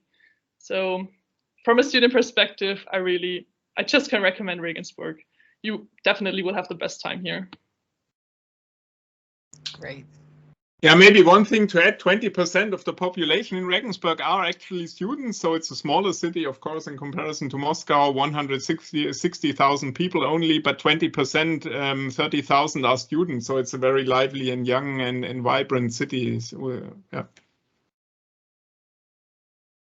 Okay, great. So that's a very good destination. And I remember that, Marcus, actually, you had a question about the dog at the very beginning, right, of our session today when the Russian group was making a presentation about the Graduate School of Business in Moscow. And there was a picture of the dog in the metro, the statue of the dog, and you asked like why the people would have to rub the nose of the dog, right? So it's for getting luck, as far as I understood, for exams. Yeah, yeah. That was, I thought exactly. So. Yeah. Well, exams is just like one of the things, but I think that that's very much about anything, and it's the closest station to metro station to the Red Square. So if you come here, that's the easiest way actually to find it, because you get down to the metro from the Red Square and you find the dog, and you just think whatever. I think I actually remembered. I was in Moscow 3 times, so the picture. I think I recognized it. Yeah. Yeah, great. Well, thank you. I think that's we do we have any more questions? Okay. Well, thank you so much. Thank you, Marcus. Thank you, Julia. And we have one more presentation to go with today, and that is Adriana, who will be presenting actually Mexico, right? The ITAM, our partner from the other side of the globe. And I mean, if you look outside, we have evening. And I understand in your case it's the morning, right? So the day is finishing with us and it's starting with you, right? Or vice versa, actually. So, Adriana? Yes, we're just starting. It's 9 a.m. So we have all day long to go. How are you doing?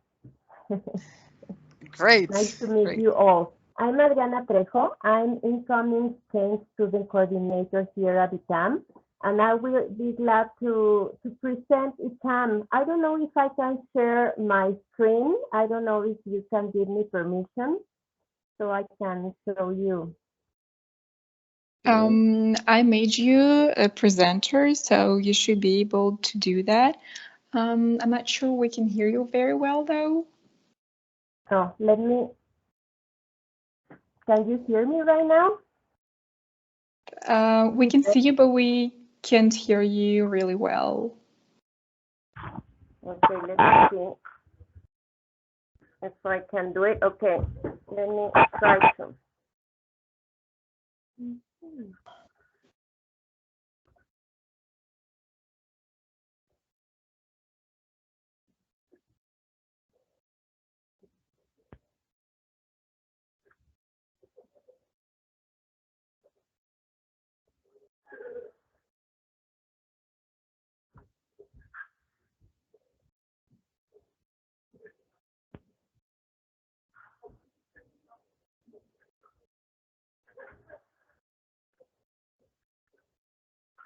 Okay, let me see.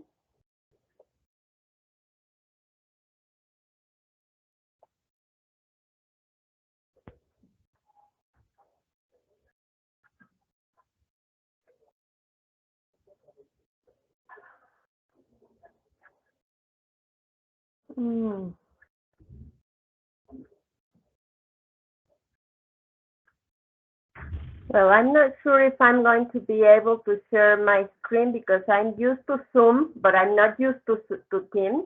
But anyway, if I can share it, I can just talk about it. Is that okay for you? Can you hear me better right now? Is it better? Can you hear me? It's a bit better now. Yes? Okay. Yeah. So let's get started. Well, ITAM is a private non-profit institution of higher education.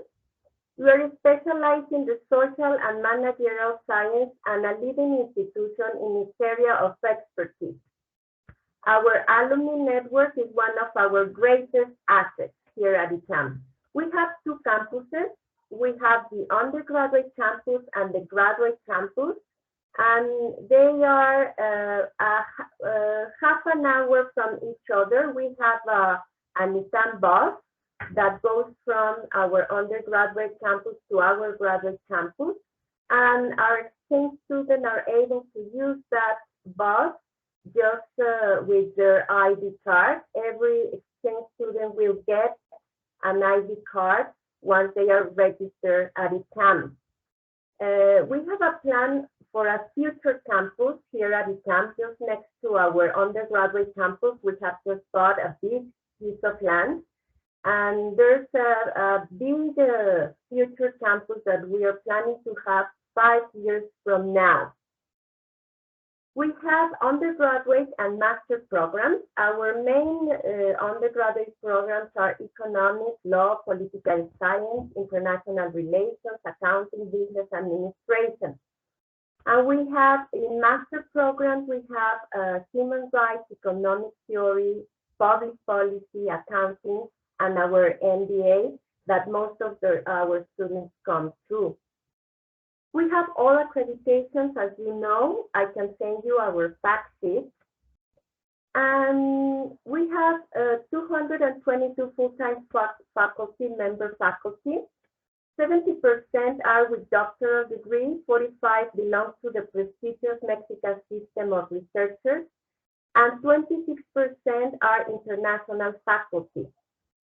50% of our courses are taught by full-time faculty, and more than 400 public and private sector expertise are adjunct faculty. I can share with you the courses that we offer every semester in English. We offer around 35 to 40 courses taught in English for our exchange students from our faculty. And if students have a B2 Spanish level, they are able to enroll as well courses taught in Spanish. We offer a body program. Every international student can join with a Mexican ITAM student, and we offer our ITAM students offer our international students to pick them up at the airport. As you know, Mexico is one of the biggest cities in the world, so arriving to the airport is sometimes overwhelming.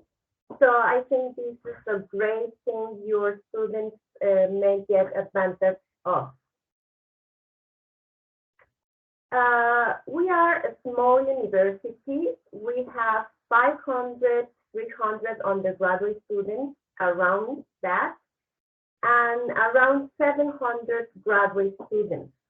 We are very specialized, and as you know, Mexico City offers a lot of cultural events. We have all kinds of museums, we have history, we have beaches, we have places very close to Mexico City where students can go and read.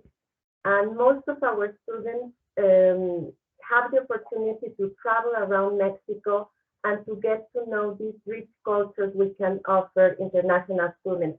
What I always say to our international students is that our students have an academic experience, but they can also have a cultural experience once they come to ITAM. I will be glad to answer any questions you may have, or I don't know if you need me to explain something else to your students. I'm sad that I couldn't share you my presentation, but next time I'll make sure someone will help me during these technical problems. I think there's a question. I don't know if someone raised their hand. Just feel free to ask. Yeah, there is a raised hand. Piotr, do you have a question?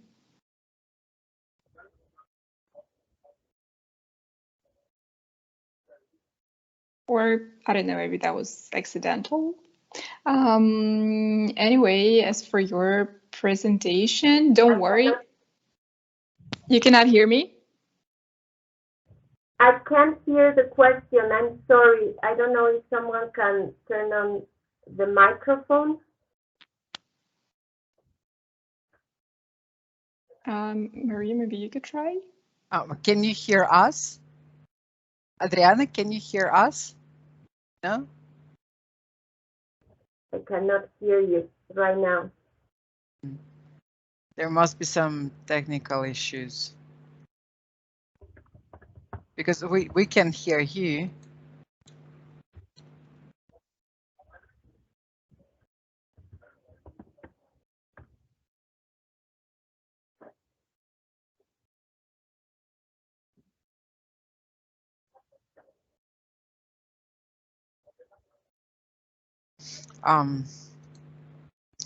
So maybe Katerina, you had a question. Maybe you could just write it in the chat, and Adriana could answer it. Yeah, I was just going to say that as for the presentation, if Adriana could share it with us, we will then just share it with our students. So it's not a problem that. Okay, now I can hear you. I'm so sorry. It's okay. Okay. Okay. Yeah, I was just going to say that as for the presentation, it's okay if you could just share the slides with us. We will then just share it with all our students. We'll post it in our website and just send an email. So that should be okay for the presentation. Great. I will be glad to send the presentation by email, of course. Yeah. And I'm not sure about Piotr, if he had a question, because he raised his hand a few times. So, Piotr?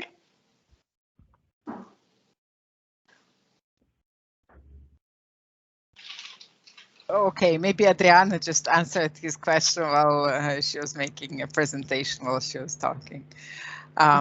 Yeah, I just have a question about summer schools. Do you have summer schools at ITAM? Yes, we used to have a summer program for international students. Right now, this year, summer school was canceled because of COVID-19. But I'm sure on 2023, we might start offering this summer course again. Yes, we do. And as soon as we have, we will be glad to share it with you, of course. Yes, that sounds really exciting. Yeah. Okay. Well, I understand. Yeah, so Peter actually, he has some problems with the microphone, right? And he's saying that the question was about internships and summer schools. Well, the summer school you answered, and about internship, yes. The possibility to... Actually not. We do not have that thing in Mexico. Our students are not allowed to make any internship, so we do not offer that for international students. I know that it's something we have to explore, and we might offer that in the future, but not right now at the moment.